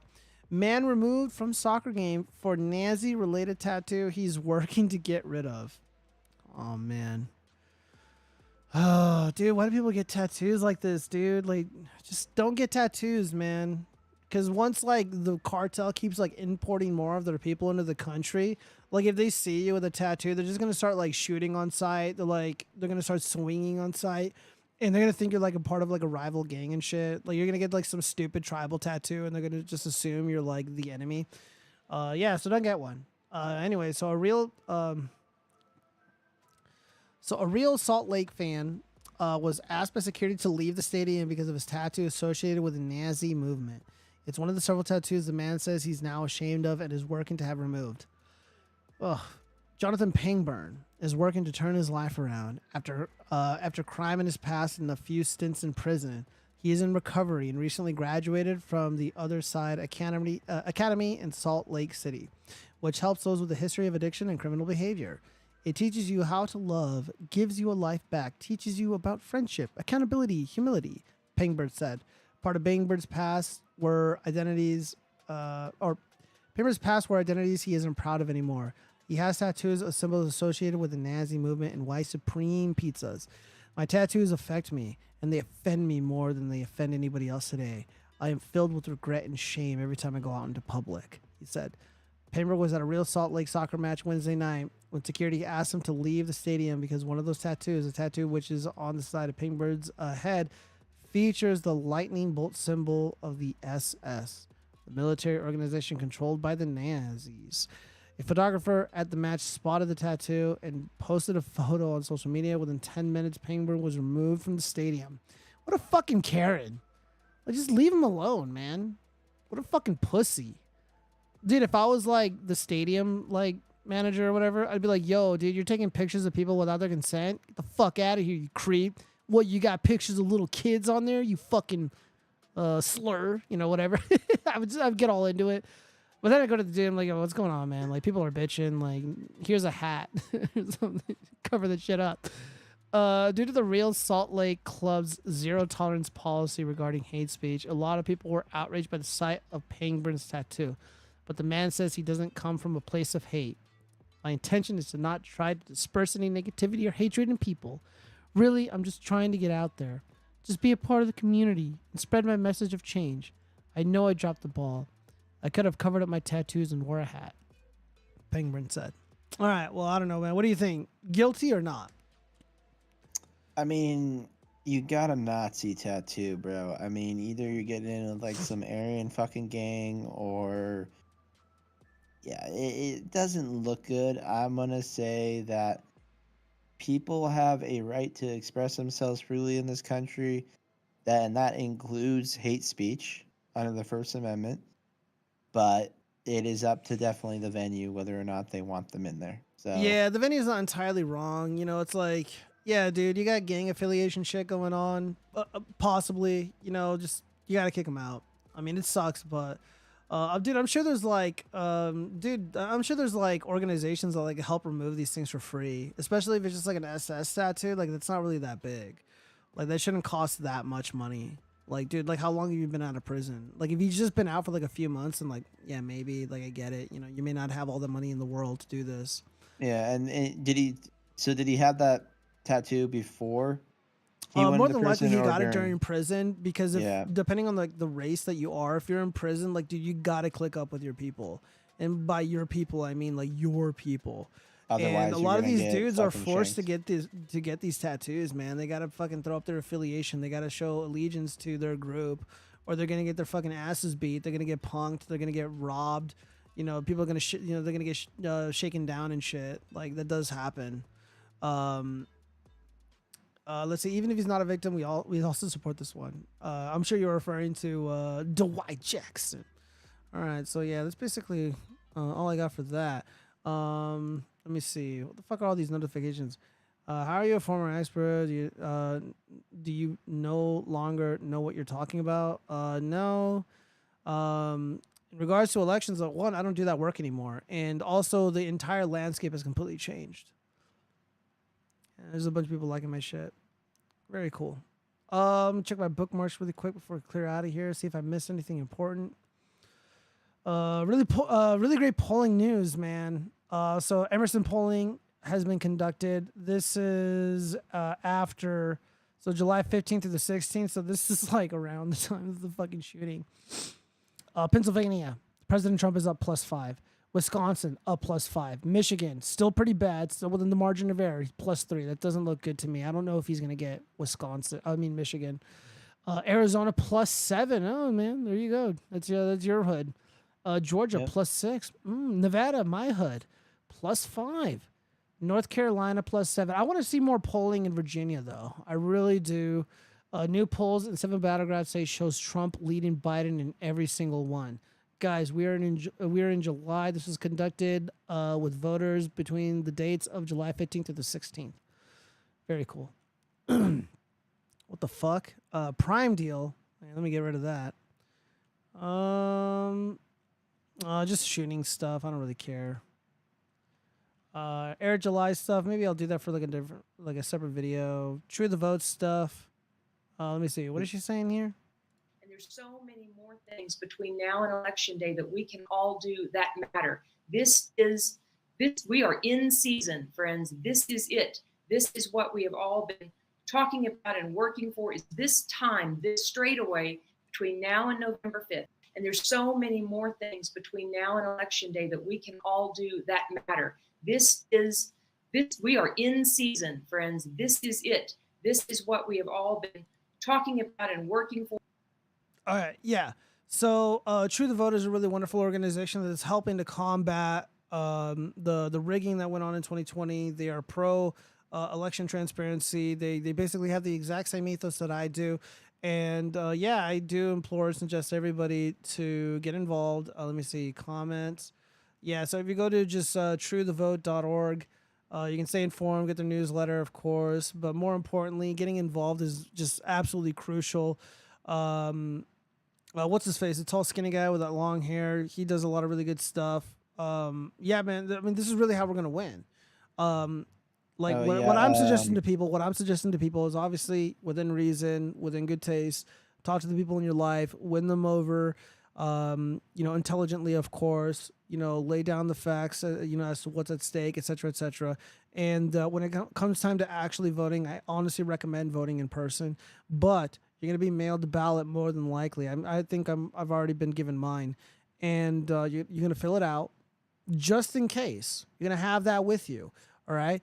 And if you show up at a polling place and they're like, oh, the machines are fucked or whatever the case may be, oh, I have the backup right here. And if you have family members or whatever, you got friends or whatever that want to vote but are too lazy or whatever, just let them know, like, dude, I'll take your ballot for you. I'll drop it off for you. Be that person. Be proactive. This is how we win. That is legal in your state. It is, man. Speaking of fake shit. Certain states have laws though about whose ballot you can drop off. Usually has to be a household member, but check your state law. Yeah, most people don't fucking care, man. Just be real. Let's see. I have an open record response regarding Lakota Man from the SD Department of Tribal Relations. I will release the first thing tomorrow. He may want to consider changing his bio. So the Lakota Man, he's one of those lame resistors. He says he's from the Ooga Booga Lakota, enrolled at Pine Ridge SD. The Earth sings a revolution, blah, blah, blah. All right, so is he not? Oh, he blocked him. Hold up. I wanna see, because apparently she exposes dude.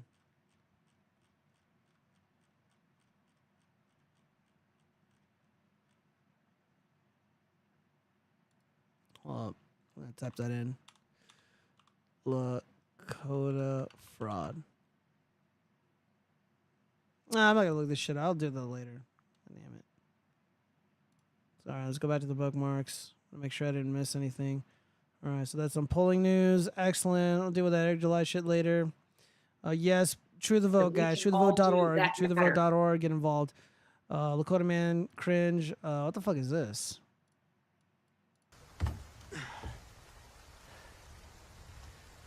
Looks like Leon Kennedy. Oh fuck. Oh, it's Resident Evil 4. It's okay, I've got you. Dude, this is gonna be like the average like couple composition. What is it gonna look like? Oh Jesus Christ. Like the user Nugs, he's like constantly posting that meme of like the fat like female Wojak and like the skinny one like falling in love with her and like being in a happy relationship. I don't really know what that means.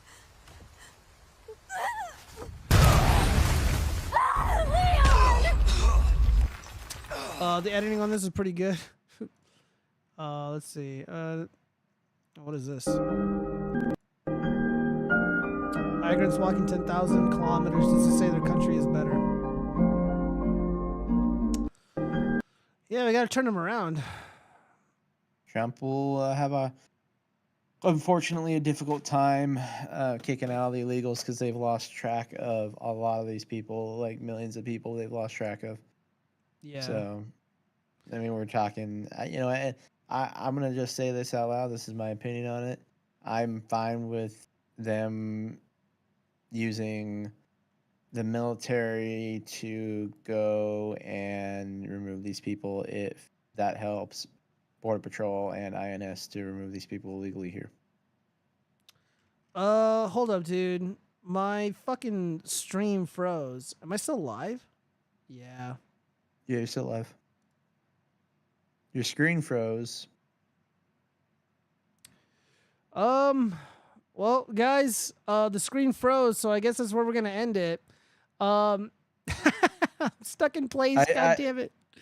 Yeah, I see some bookmarks. That's like, I don't know if it's like I can't move it, dude. Am I moving it? You try. Oh shoot.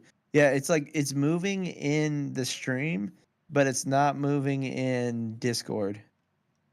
Yeah. Like, I know what happened, dude. I gotta use. update my space desk. Fucked up. I know I'm. You are live. Okay, so I am live.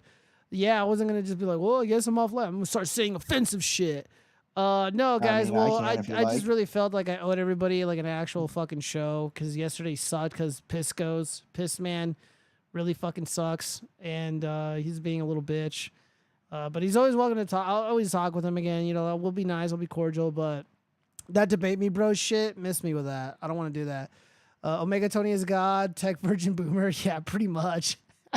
Dude, I'm practically a boomer at this point. I'm like struggling with all this technology. I'm forgetting to update shit. I'm all fucking old. Let's see, Freaker Bars. Yes, Gio, that will be the couples. Hence, they want you to bench press. Gyms are rainbowish. I will get my B word and Meatballer in the USA to vote for me. Yeah, dude, you gotta sponsor some illegal aliens and get them to vote your way. Just be, yo, dude, like here's some cash, but you gotta prove that you voted for Trump for me.